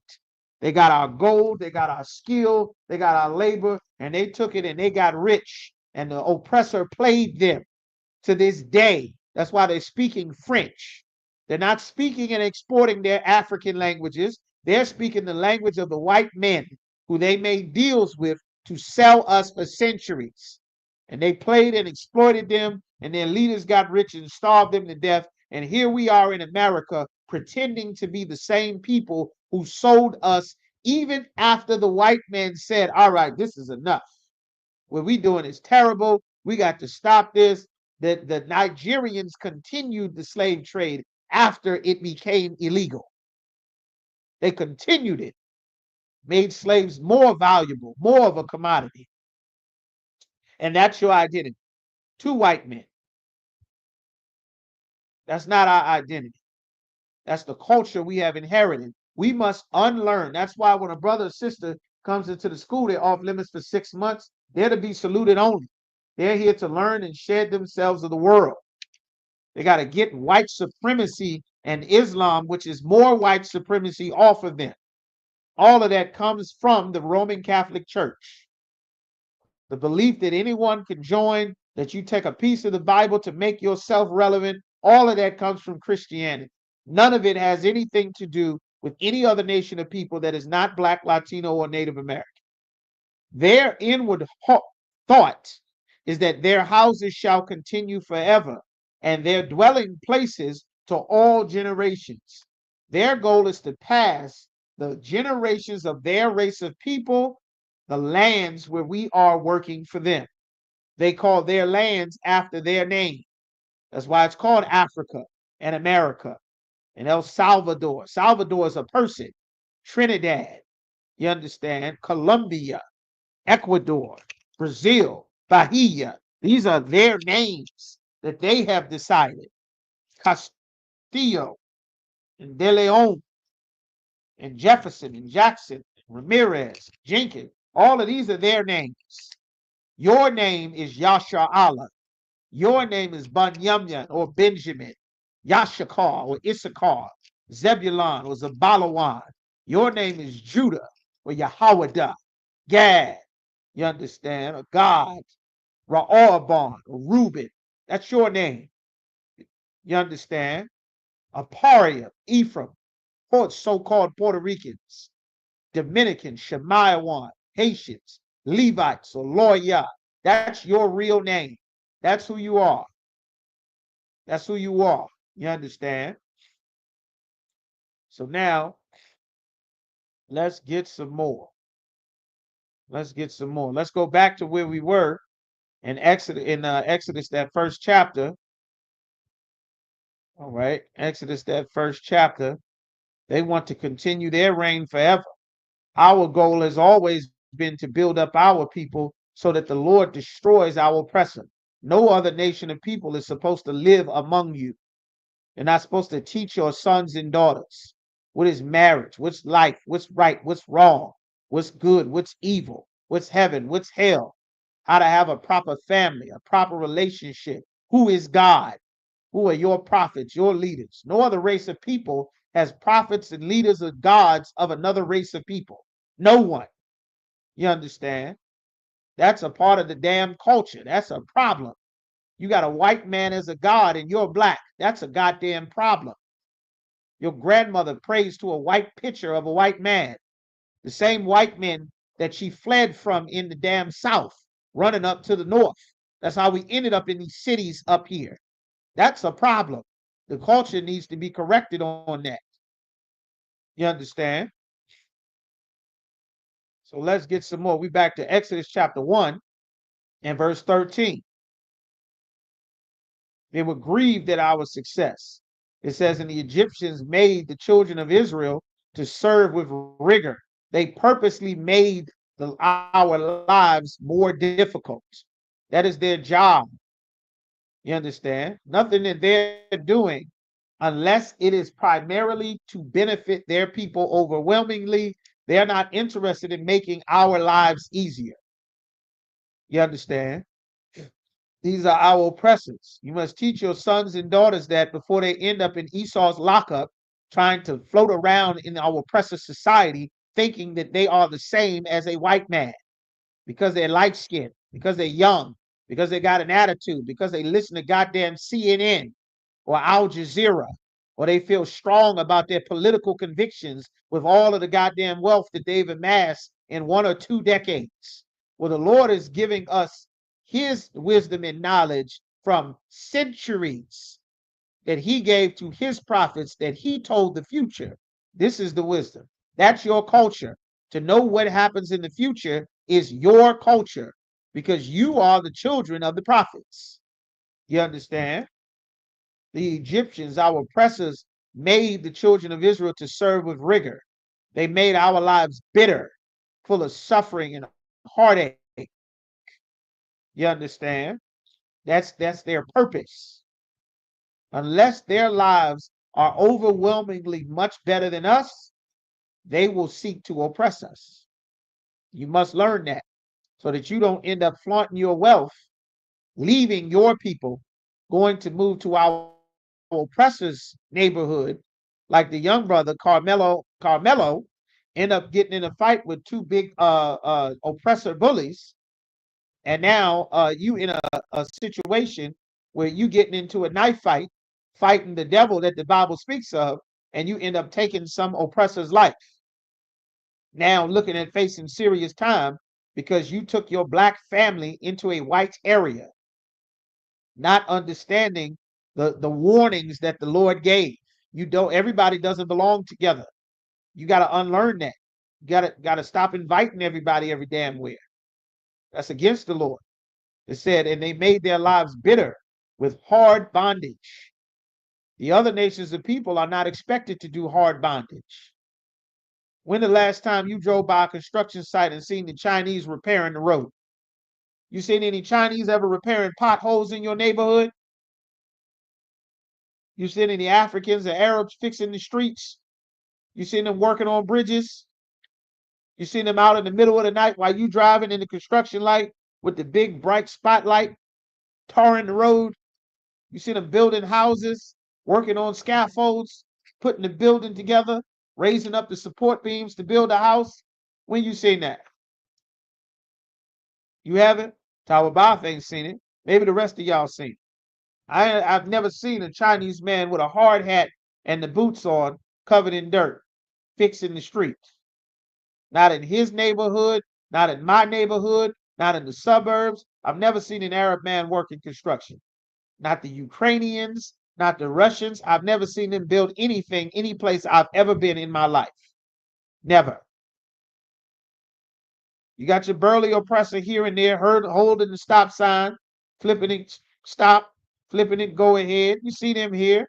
You see them painting houses on the Home and Garden channel, doing the DIY, knocking down walls for themselves, redoing homes to flip for themselves, but they're not building cities and communities. You don't see them. You see blacks and Latinos everywhere, building, fixing, repairing every damn thing. When that bridge got rammed into in Baltimore, it was Zebulon that died, that fell in the water off the damn bridge, that nobody wanted to go and try to rescue him. That's who it was. The same criminals Donald Trump is telling you to throw out the country, that's who's doing repairs on your goddamn bridge when your boat crashed into the bridge. You understand? It said they made their lives bitter in mortar, construction, and in brick. This is bricklaying and all manner of the service of the field, the agriculture, cutting the grass, growing the crops. All their service wherein they made them serve was with rigor. We already making them rich and powerful. This isn't about them being rich and powerful. This is about them crushing us just because they can. This is what the Lord wanted us to learn and understand. And it's exactly why you cannot crush your brother. You cannot destroy your brother and sister because they're already fighting against a force and a system that is put in place to destroy us all. You understand? All right, verse 15. It says, and the king of Egypt spake unto the Hebrew midwives. The Pharaoh, the king that ruled over Egypt, he's speaking to the sisters that are in charge of delivering the babies, delivering the children, of which the name of one was Shipra and the other name and the name of the other Puah. These are two sisters, Shipra and Puah. You understand? Verse 16. I think that's Power I. Let me check. Verse 16. It says, and he said, when ye do the office of a midwife to the Hebrew women, just to your sisters, for your children and your babies, and see them upon the stools, because they had women give birth on a stool so that they could catch the baby pushing with gravity rather than the white man having sisters push against gravity to deliver a baby, which does not make sense. But the oppressor is the devil the Bible speaks of. So they got sisters pushing a baby against gravity, which is not how we delivered babies. That's never how we did it. You understand? That's why it says, and see them upon the stools. That's another part of correcting the culture. We are supposed to be delivering our own babies. You come to find out, got some damn Annie, some she saw, some Emily Rose devil working in the maternity ward, breaking our baby's bones for 20 goddamn years. Her job. You think Sally in there with that white face, in there with that Barbie hair, you thinking she's sweet and wonderful, working with the babies. She in there breaking fingers, breaking legs, breaking feet, all manner of evil things. Why? Because it shouldn't be somebody else raising your babies. Starting all these useless businesses, you understand, need to be doing that. Raising children, OBGYN, dealing with birthing our children. That's an important skill to have. You understand? Everybody want to turn up their tail and put it on the internet and twerk. You understand? We need birthing aides, midwives. You understand? Some poor brother and sister that don't know anything about having a child, they need a sister in there that's going to advocate for them not to destroy and take and harm the lives of our babies. We at the mercy of heathens right now. That's why our birth rates is so low. This bastard is trying to tell sisters to kill a baby as soon as it comes out of her mother. Soon as the mother push the baby out and they catch the baby, they saying just kill it. This is the spirit of our oppressors. The culture has made it acceptable to take a baby's life. The culture made abortions acceptable because our oppressors had an agenda to destroy our families to stop us from being strong. While he get in vitro fertilizations and blue chew and extends and all manner of stuff to get his infertile woman working properly and his inferior rod working properly so that he can finally get a devil inside of his woman. You understand? So that they can get their numbers up while we simultaneously have been taught to destroy ours. That's the culture. The culture say if you don't want the baby, kill it. They say women hold access to childbirth. If you don't want the responsibility of childbirth, then you could just go ahead and get rid of it. Like you taking out the trash, like you turn your car back in when it's old and you don't want it anymore. You throw out your used clothes. You understand? Your old dishes, your old furniture. You just set it on the curb and let the junk man come and get it. That's how we've been taught to look at our children, to look at our babies. And then have the audacity to get mad when they grow up and shoot each other in 15 years, when it's culturally acceptable to just kill them. Like that must be corrected. Abortion is white supremacy, and they learned it from the ancient Egyptians. The scriptures call it causing our son or daughter to pass through the fire. They would sacrifice your children to their idols, to their deities. You understand? To your career, to your job, to your bank accounts, to your figure. You understand? It's an evil, evil thing that has become acceptable in a culture that God hates. The scripture said, and if you see them upon the stools, if it be a son, then ye shall kill it. They don't have a thought about our children the way you have thoughts about your children. They don't think about your children the way that you think about their children. They don't look at it that way. They're not looking at your children as a wonderful part of the family to be loved and protected and covered at all costs. They don't look at our sons and daughters like that. You understand? They look at us like a pest, like an alley cat underneath of your car when you go to start your car up in the morning, or a raccoon digging in your trash, trying to rip the lid off to eat your garbage. You understand? That's how they look at our people. That's how the Egyptians looked at us. You understand? We got to stop loving Africa, Africa. That's not a part of our culture. We were never one of them. And as many of them come to America, they never say they coming to get you. They never say they coming to reconnect. They're giving strict instructions to stay the hell away from Black Americans when they get to America. And you still loving them. That culture got to be corrected. We are not Africans. The scripture said if it's a son, then you take his life. But if it be a daughter, then she shall live. Why should the daughter live? Because the daughter is going to grow up and work in the society. She's going to grow up and dance and entertain the society. She's going to grow up and do all manner of service of the field in the society. She's going to work the crops. She's going to raise sons and daughters whose entire life is going to be culturally tied to doing what is best for the empire. You understand? What's best for the empire? That you be an entertainer, that you sing and you dance and you act. You understand? What's best for the empire? That you be disrespectful, that you talk crazy out of your mouth, that you belittle your sons and your daughters to make them hate you, to make them hate other young children and brothers and sisters. You understand? What's best? What's best for the empire? That you go to school and get a job. Your job is not building up your nation.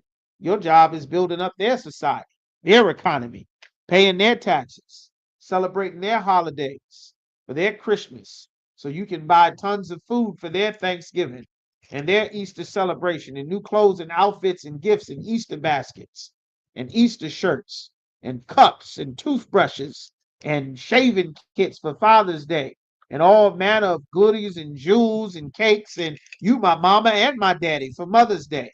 Teach you to hate your father when the empire is literally telling you to kill him before he gets a chance to grow up and be a father. Like, that's what this society has done. We must understand that there is there's a war that is being waged against us as a people, and you must get skilled and trained on how to fight and be a part of this war. You are already in it. You were in it before. You were in this battle when they were trying to convince your mother to abort you before she ever had you. You were in the battle. You were born in the battle. You were behind. You were on the front lines before you ever drew breath on your own. You were on the front lines. The Chinese woman was not. Nobody telling her to kill her baby in America. Neither was the Ukrainian woman. They're not calling the Ukrainian woman an illegal immigrant. Nobody invited them Ukrainians over here. They provide absolutely nothing to America. They don't sweep streets. They don't make food. They don't work on bridges. They don't babysit children. They don't pick fruits and vegetables to fill the grocery stores. They don't clean windows. They don't take out the trash in the offices. They ain't babysitting. They provide absolutely nothing to America except whiteness. That's all they have to offer as a people. That's it. You're not going. And when the last time you said, hey, we're going to that Ukrainian restaurant to get some Ukrainian food? People go to get Haitian food. They go to get West Indian food, Benjamite food, Jamaican and Trinidadian food. They going to get Mexican food. Ain't nobody going to get Ukrainian food. Who here ever went to the Ukrainian food restaurant?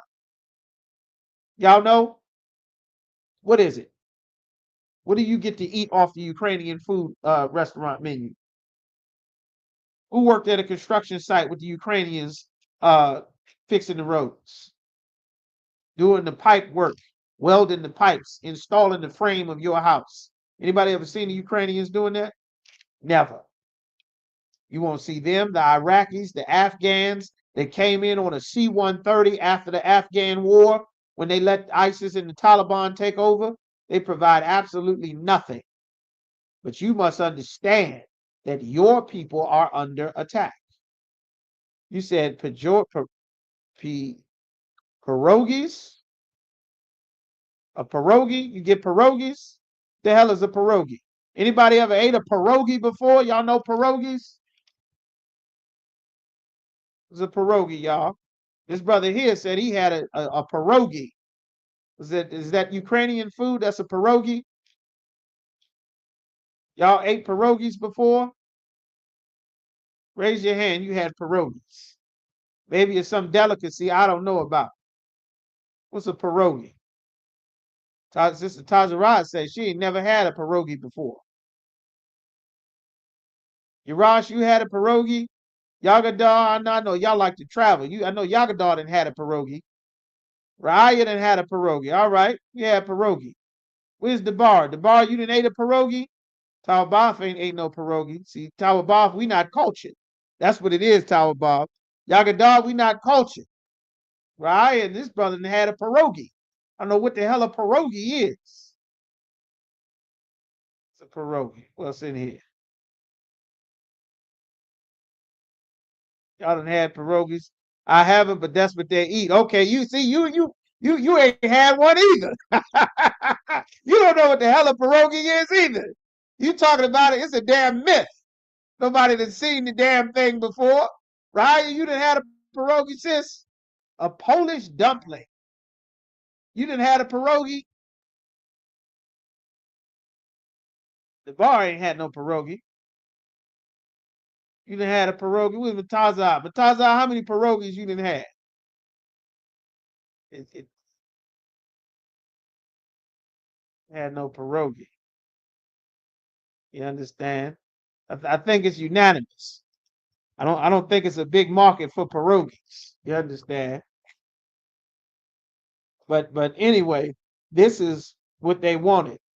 They wanted to destroy our people. They wanted to empower the women and destroy the men. That's what every oppressor wants. And that is what the culture has taught our people.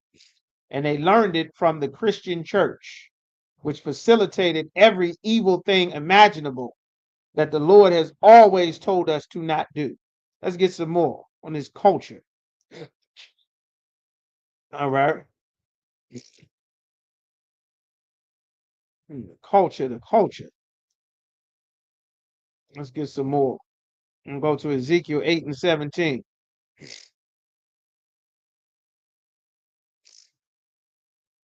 All right. Ezekiel 8 and 17. The Lord said here.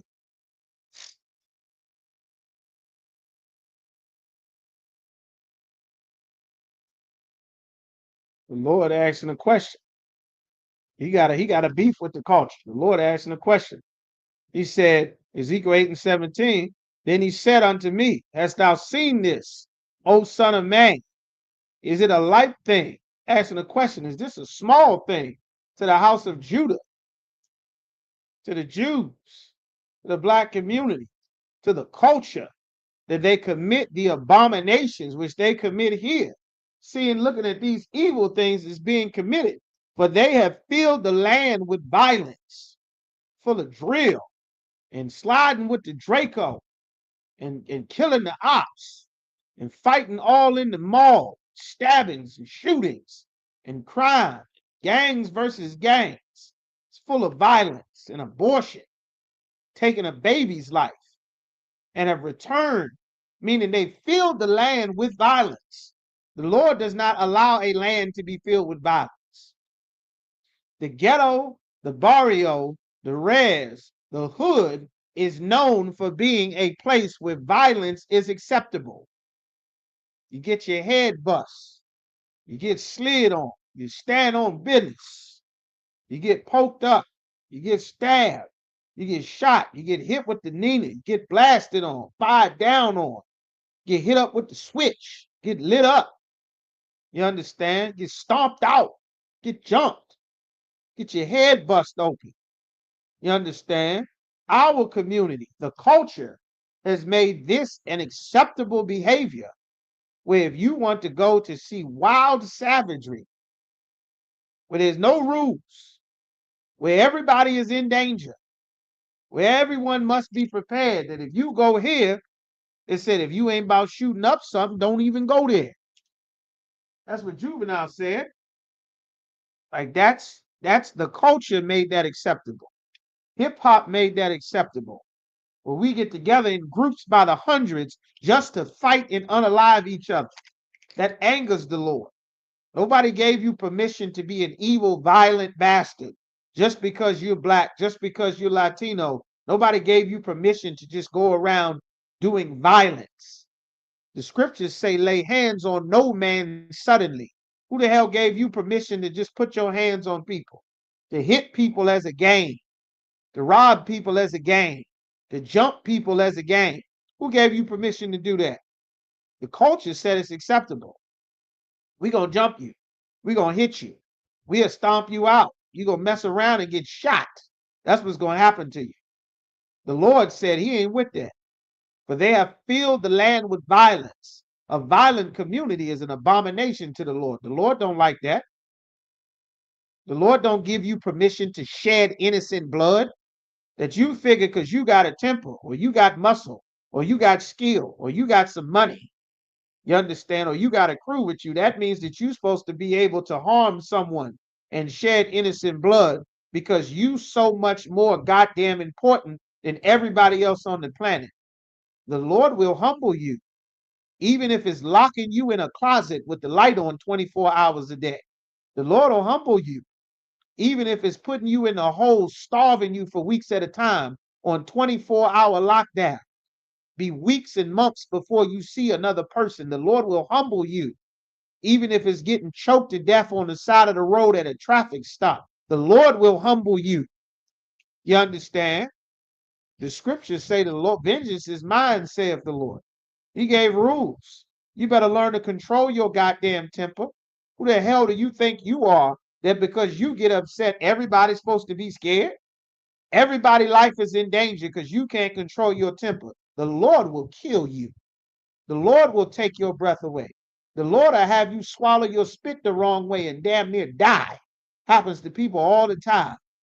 A fly get in your eye while you driving the car, you rub your eye, swerve on the wheel, and flip your damn car over. You better not think more highly of yourself than you ought to. The scriptures say the Most High rules in the kingdom of men. I make peace and I create evil. I wound and I heal. Neither is there any that can deliver out of my hand. The Lord expects his children to behave a certain way. The culture makes it acceptable because of Christianity and Islam and our religions to give excuses for poor behavior. God does not give excuses for poor behavior. God gives consequences for disobeying his law, statutes, and commandments. You understand? The scripture says, for they have filled the land with violence, the whole land, the ghetto, the suburbs, their own houses, filled it with violence, and have returned to provoke me to anger. And lo, they put the branch to the nose. What is this talking about? They putting a branch to the nose. This abomination that the Lord is furious about.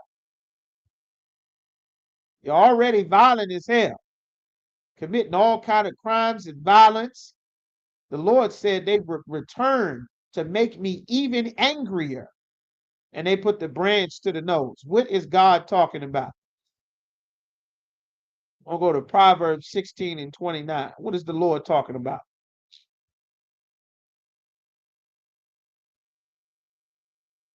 Proverbs chapter 16. What is the man talking about? What is the Lord even talking about here? They put the branch to the nose. What is the branch to the nose? What is God talking about right here? The scripture says an ungodly man, a man that is against God, that despises the Most High, diggeth up evil, meaning he's digging up something. This is an actual physical act of digging up something. Where do you dig something up from? You dig it up from the earth. You're going into the earth to find something for an evil purpose. And in his lips, there is as a burning fire. It's like a burning fire in his lips. What is the Lord talking about? What is this burning fire in his lips? That is an abomination to the Most High. You understand?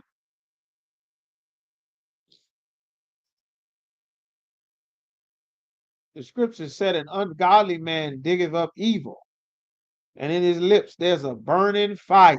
Got a burning fire in his mouth, in his lips. How do you get a burning fire to your lips? You do this right here. This is how you get a burning fire in your lips. And it angers the Lord.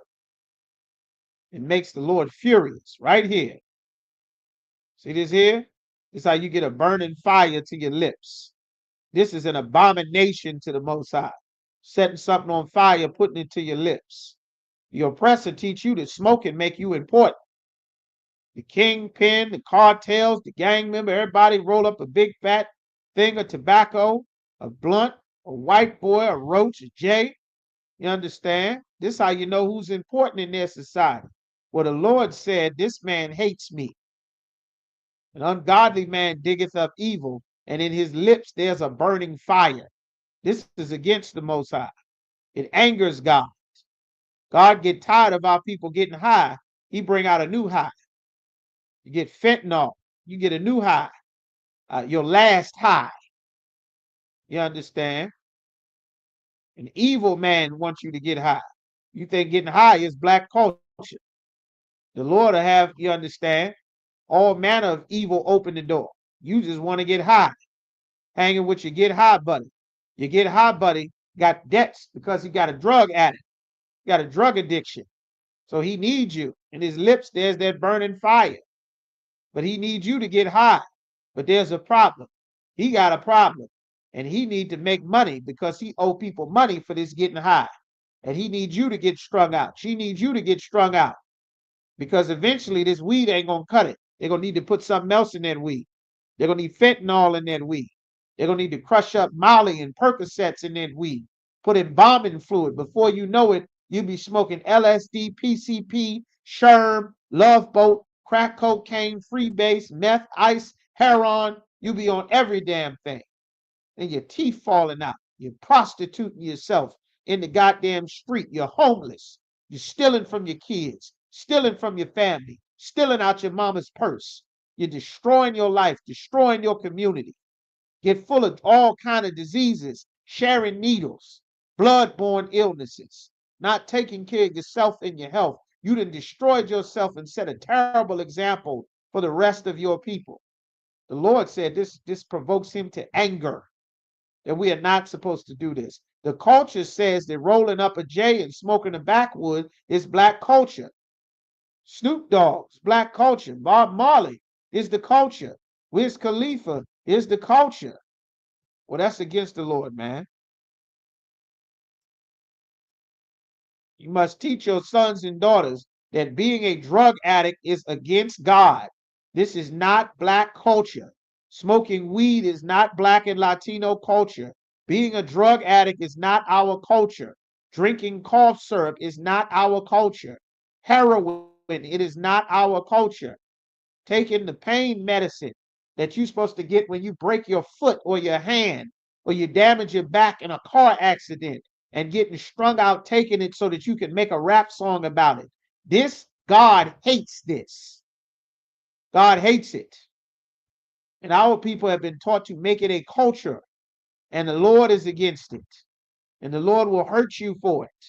And you'll wonder why, that this is their ammunition so that they can use this as justification when they take a brother or sister's life at a traffic stop. What is the officer going to say?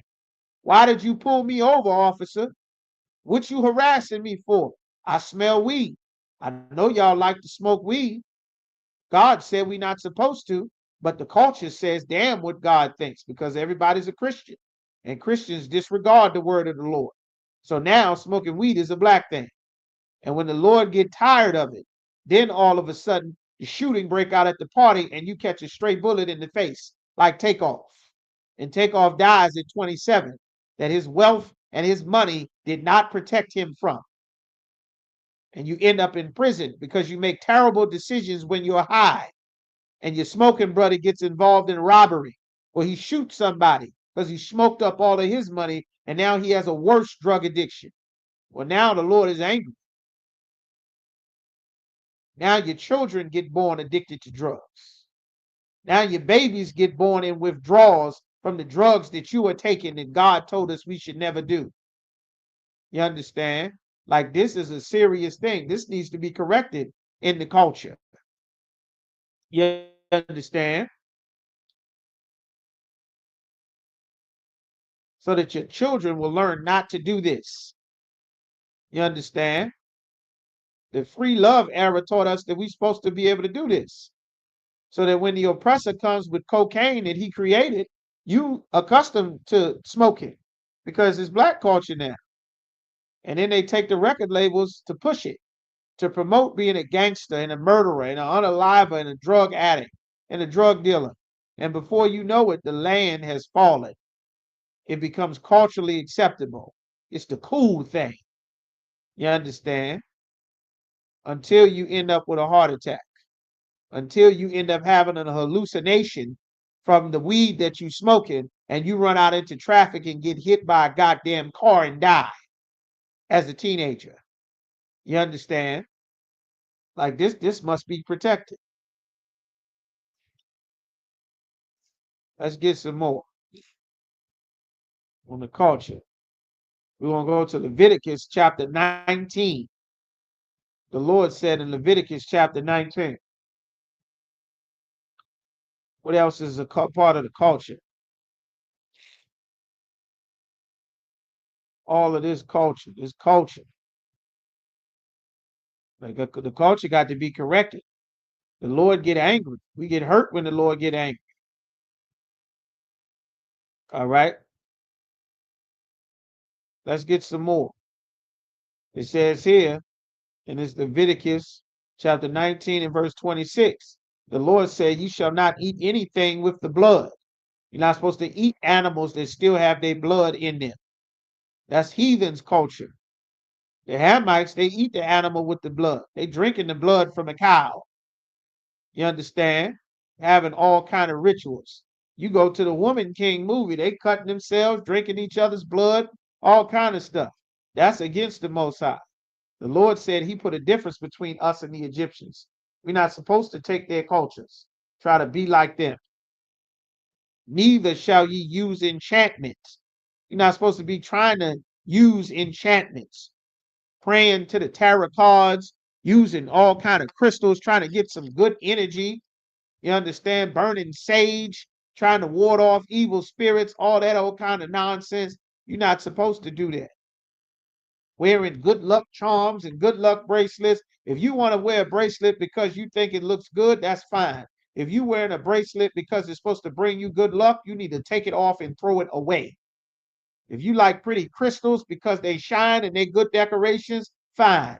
If you bought some crystals because it's supposed to help you tell the future and bring out your inner whatever, throw that damn crystal away.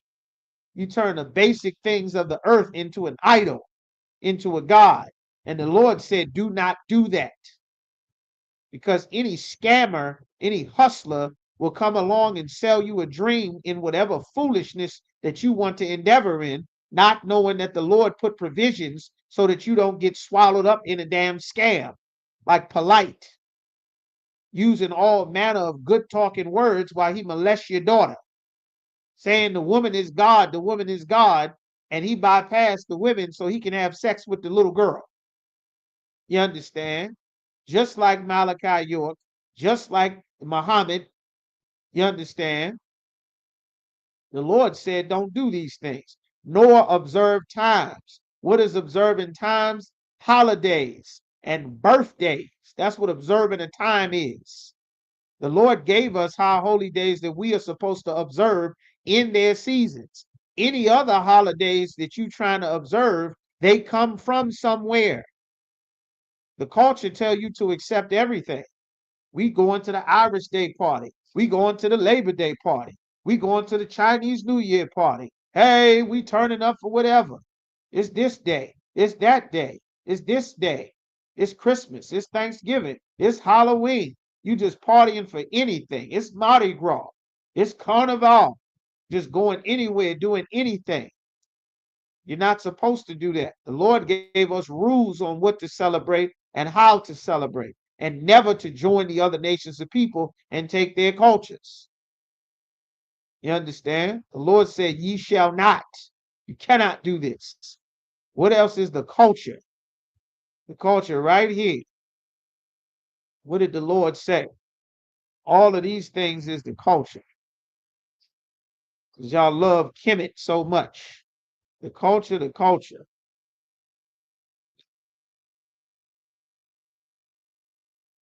Let's get some more.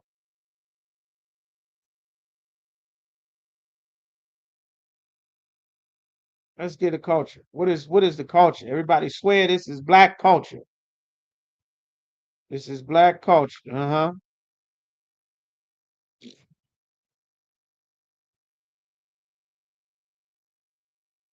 Let's get some more.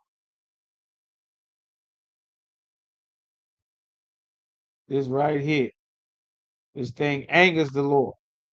The Lord gave us instructions. Ye shall not round the corners of your head. You're not supposed to round the corners of your head.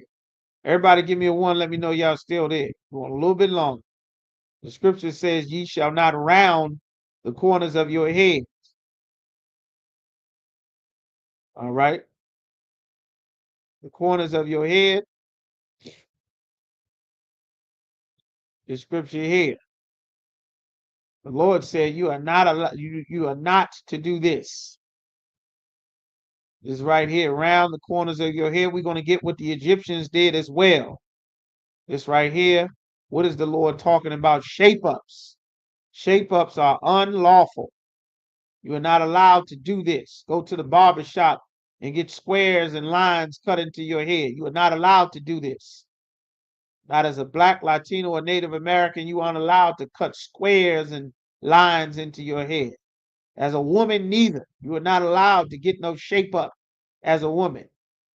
You a woman that want to get your hair cut to look like a little boy or look like a man, you got to question what demon is on your spirit. All that shaving head and all of that, a woman ain't supposed to shave her head off unless you getting surgery or something and they got to get to your brain. A woman is not supposed to be shaving and cutting your head down like that. You got to question that. Find out what the hell is going on. There's demons everywhere. You taking on the demon of a damn lesbian in an alternative lifestyle so you can keep up with the styles and the trends. Don't know where it's coming from. You got fashion designers that the vast majority of which are living an alternative lifestyle. These are gay men that have a specific that the demon is telling you to look a specific way. You understand that the Lord already put provisions so that the demon cannot make a comfortable home in you, so that you know something is up. Well, you're not supposed to do that. You're not supposed to cut lines into your head. You're not allowed to do this. This angers the Most High. You aren't supposed to cut these squares into your head. That comes from somewhere. That's not black and Latino culture. You understand? You taking your little kids to the barber shop, getting these haircuts, and it angers the Most High. You got laws not to do this. And you train your children to do this from the time that they are a baby. And the culture creates an institution of things that God hates, that everyone is being taught to do culturally, something that God hates, that makes God hate you and makes God hate your children. You're culturally taught to do these things, that it must change because it makes the Lord angry. And when the Lord gets angry, we get killed at traffic stops. We go to the grocery store and get gunned down in the grocery store. You go to church and get gunned down in church. You put your hands up and get gunned down in your kitchen, like Sonia Massey. That Christian spirit of disobeying the Lord and serving another God, which is the God of Christianity, that angers God. It makes him angry. And in his anger, we get hurt. We don't have protection from the enemies. That's why we started the beginning of the class talking about enemies. We don't get protection from the enemies that are hunting us and our children and our families. You understand? You see this here? You're taking your kids to the barber shop to get their first haircut, to teach them a culture of something that will make the Lord angry at them forever. And make the Lord angry. You set your children up for fashion, not knowing that the Lord gave us commandments to not do this. You understand? Let me show you another one that is also rounding your head in the corners of thy beard. You understand?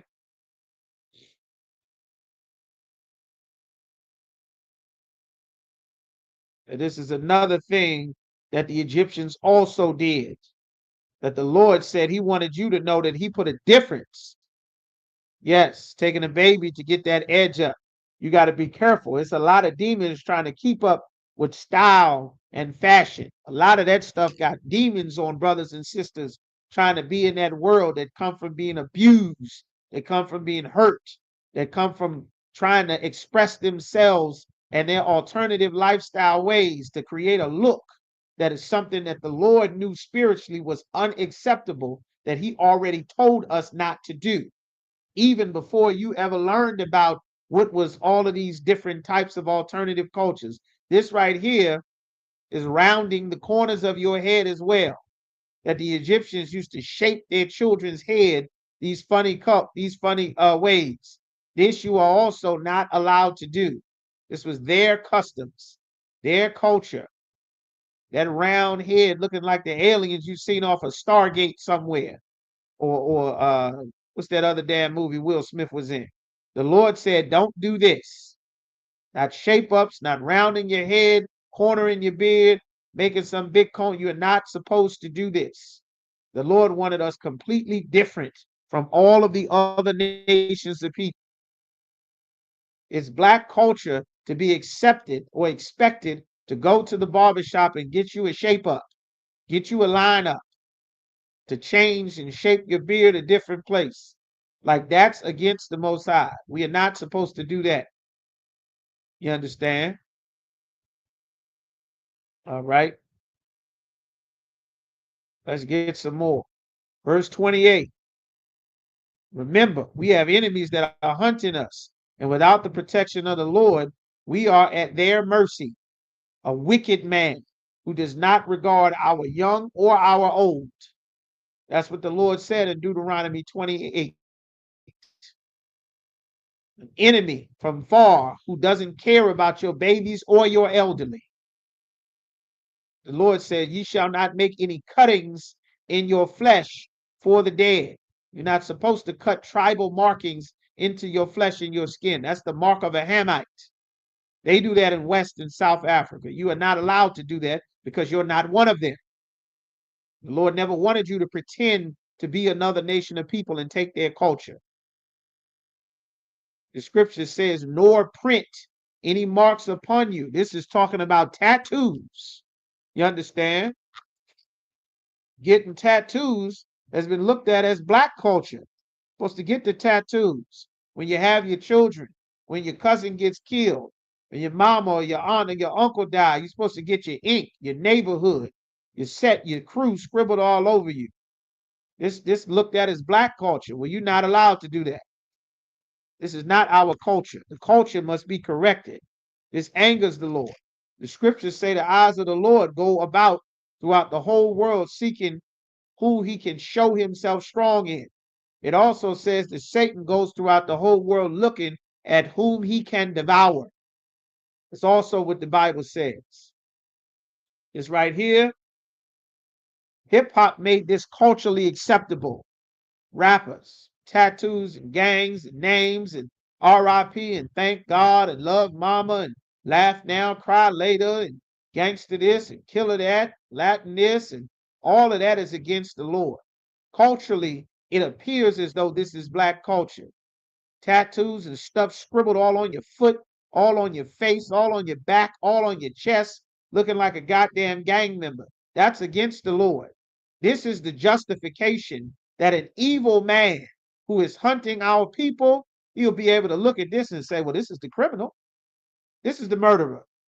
He's got tattoos all over his face, all over his arm, all over his hands. She's got tattoos all on her. This is a gang. They've been locking brothers and sisters up in El Salvador under the suspicion of being a gang member. That brother they locked up being a gang member, they used their justification. One of the things after they lied about him being an MS-13 gang member, which was a lie, they also used the justification that he was a gang member because he had tattoos. He did not have gang tattoos, but he had any tattoos. This, the Lord said, we are not allowed to do this. The culture must be corrected to shift from doing things acceptably and supported and comfortably that makes God angry. We're not allowed to do this. You understand? The scriptures said we've covered ourselves with a covering, but not of his spirit. You understand? We're not allowed to do this. This is heathen custom, East Indian and African custom, and Asian custom. We are not allowed to do this. You understand? This angers the Most High. The scriptures say, know ye not that your body is the temple of the living God? You are the temple. These things we're not allowed to do within ourselves. Print any marks for the dead. RIP tattoos. Rest in peace. We're not allowed to do that. There's a spirit that comes with those things. There's a spirit that comes with that. You understand? Tattoos all up and down your leg, all up and down your foot, all on your lower back. The tramp stamp. You understand? One of the classic tattoos that says something. Puts you in agreeing with the demon. There's a reason why. You understand? Let's pull that up. Famous tattoo, the tramp stamp. You understand? Right here. This your tramp stamp right here.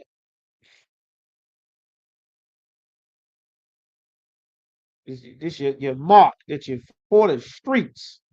The tramp stamp. I'll show you another one in a minute. It's right here. A tramp stamp. Tattoo right above your behind in the small of your back. This is called a tramp stamp. No matter how much you get applauded and accepted for being a whore and doing whore things, no one will ever respect a hoe. Cardi B knows it. Young Miami knows it. Megan Thee Stallion knows it. Rihanna finds out about it. You understand? No one respects that. Nobody. Not men or women. Even if you are able to garner attention for a time period, it is not respectable. You won't be respected in the long run. And you can't double back and try to be respected decades later. That's why you have to come and completely change your life and learn how to live things the correct way according to the Lord. This one right here, this might be the last one we're going to get. It says Leviticus right here. Leviticus chapter 19 and verse 29. It says, do not prostitute thy daughter. Don't whore your daughter out. Don't tell her to have sex for money. Use what she got to get what she wants. Don't do that. You understand? Teach her to have sex for money. That the most important thing is getting money. You teach her to prostitute herself. That's against the Lord. This is the most prostitute-proud generation that has ever been in our community. It has become culturally acceptable to prostitute yourself on the internet with Backpage and OnlyFans and dating sites and getting flued out and all of this sex trafficking, which is the criminal term for it, has become so open and accepted that every prominent singer and rapper is talking about it, getting you flued out. Until Diddy gets hit with the indictments for flying everybody out for the sex parties. Then all of a sudden, nobody like it, everybody against it, everybody's a victim. You understand? That comes from accepting a culture and a lifestyle that the Lord said you were not supposed to be a part of. The oppressors that taught Diddy to have nasty sex parties full of all kind of pills and heroin and weed and get everybody drunk and have a big Roman orgy, you understand? They learned that. It's their culture. They're not going to get time. But Diddy, a child of the Most High, he was taught that he could also do it because he envied the oppressor. That's why the Bible says in Proverbs 3 and 30, envy thou not the oppressor and choose none of his ways. Well, we've been taught to choose the oppressor's ways. Prostitute not thy daughter, to cause her to be a whore. God said sex is marriage and sex is permanent. You cannot undo sex. You cannot change your mind. You cannot leave and go find another man you want to be with or go through a phase where you just go through as many men as you can until you get your degree or you're out of college or your 40s or your 30s is over and your 20s is over. You are not allowed to do that. There's no provision for that. You cannot kill the baby. You cannot leave your man. You cannot get tattoos to show off your rebellious side. And now you're ready to go out and do whatever. The Lord said that's against the Most High. You understand? To cause her to be a whore, lest the land fall to whoredom. And our land is fallen to whoredom. And the land become full of wickedness. God said this is a wicked thing. You understand? It should not be culturally acceptable for a woman to have sex with multiple men, for men to have sex with other men, for a man to have sex with women and throw her away, one night stand and freak offs, and this just for the party, or for All-Star Weekend, or Labor Day, or the birthday party, or the guys' trip, or the girls' trip, or the passport trip. That's against the Most High. If you think that you can get around the Lord's rules and you think that it doesn't matter because it's 2025, well, here comes chlamydia. Here comes gonorrhea. Here comes herpes. Nobody learned anything from that. Now the babies will be born with gonorrhea, chlamydia, and herpes. Nobody cares anything about that. Nobody give a damn about AIDS. They making happy AIDS commercial on the beach with two niggas skipping and a nigga kissing in the kitchen while he washing dishes like a woman. Nobody cares about AIDS. Fine. The Lord sent a new STDs. Here come the monkey pox to cover your goddamn face with sores. That ain't enough.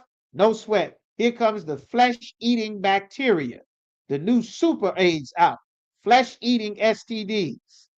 Since everybody wants the freak offs and nobody wants to heed the Lord's warning after the curses come, the Lord will send something even worse. Next, people just going to explode into a pile of blood and bones like a goddamn Mortal Kombat video game because no one will heed the warnings of the Lord. The culture must be corrected, you understand? This is how we correct it, turning back to the Most High. All right. So we're going to end that there. We might pick this up next week. We got to go ahead. With that, we at the Israelite School of Universal Practical Knowledge. We start out at 1 West 125th Street in Harlem, New York. We are not affiliated with any other Israelite group. Rule for brother and sister. When a brother and sister comes into the school, they're off limits for 6 months. They're to be saluted only. They're here to learn and share themselves in the world. After that 6-month period, if a brother or sister has an interest in a particular person, they're to get counsel from the head to speak to that brother or sister. That must then be approved or denied. However that goes, there's a chain and order and protocol. There are no protocols in the world. That's why our society has fallen and everyone else rises above us because everyone is free to do whatever they want, however they want. Everybody's grown. Nobody tells anybody anything. I'm my own man. You your own woman. We all do whatever our own way. That's how you end up at the bottom. You understand? Can't rule that way. The Lord gave us instructions to rule above all the other people. If you don't rule, they will oppress you and destroy your people. There's only 2 options. And here we are learning and training our people to in rulership and have freedom. You understand? But it comes with a responsibility. After that 6-month period, the brother and sister will get permission from the head to court. After the 6-month period, the brother and sister will get permission from the head to marry. Tithes, which is a commandment from the Most High, to be Malachi 3, chapter 10, means ma'ashara. In the Hebrew, 10% of any penny of any increase the Most High gives to you, go right to ISUPK.com, pay your tithes. Do not fool yourself and think you are in the truth and you are not paying your tithes. 90% of what you have belongs to you. 10% belongs to the Lord. If you spend the Lord's money, you owe the Lord 5% of what plus what the tithe was supposed to be. Do not steal or spend the Lord's money. It does not belong to you. It belongs to the Lord. And you give the Lord his only when you give it to Commanding General Yohana, because that's who the Lord put in charge. Give it to the ISUPK. You understand? Upcoming high holy days, we got the Feast of First Fruits, which is coming up. Everybody be notified in that time frame. We just closing off the Feast of Unleavened Bread, Most High in Christ, while the brothers and sisters are able to get there and make it out. These high holy days is correcting the culture. No Easter, no rabbit Easter egg hunts to make the Lord mad and do something terrible to your children, hunting stupid eggs when rabbits don't lay eggs. You understand? And lastly, if any brother wants to be a trooper in the school, it'll be in all black, black boots, shirt, pants, headband, war scarf, be in all black. Even if you're watching online, if you are not at some slavery, you should be in all black. Not a streak of white, not a streak of blue, not a streak of yellow, all black, not off gray, not faded blue, all black. Boots, shirt, pants, headband, war scarf. It is spiritual. Learn and practice. Khan Adawan Khan. Yes, sir. La sir. Khan, sir. Get into the spirit of militancy. That's how you serve the Lord. That's the proper spirit. You understand? And get ready, because there's work to be done. Officer somebody, captain this, officer this, general this, captain that, Khan Adawan Khan, La sir. Get ready. You understand? There's plenty of work to be done. You understand? And with that, everybody make sure you contact the school, whatever city or state that you're in. We'll give one courtesy salute to the brothers. Yahweh Shim Yahweh Shai Barakatham. To the sisters, Yahweh Shamar Alatham by Shim Yahweh Shai. With that, make sure you pay your tithes. Make sure you tune in right here Friday night. Lashawan Kwadash class. Talk about Officer Yagadar. Talk about Officer NATAZACH Korah. Learn to read and write your language, the ancient Hebrew. With that, class. Hey, listen, brothers and sisters, man. If you like what you hear, hit the subscribe button, man. Subscribe to this channel. And also, please, go to ISUPK.com and pay your tithe. Drop me some cash so we can move around this planet like we need to, man, and do the things we need to do. They're one West. They're one West. They're one West. They're one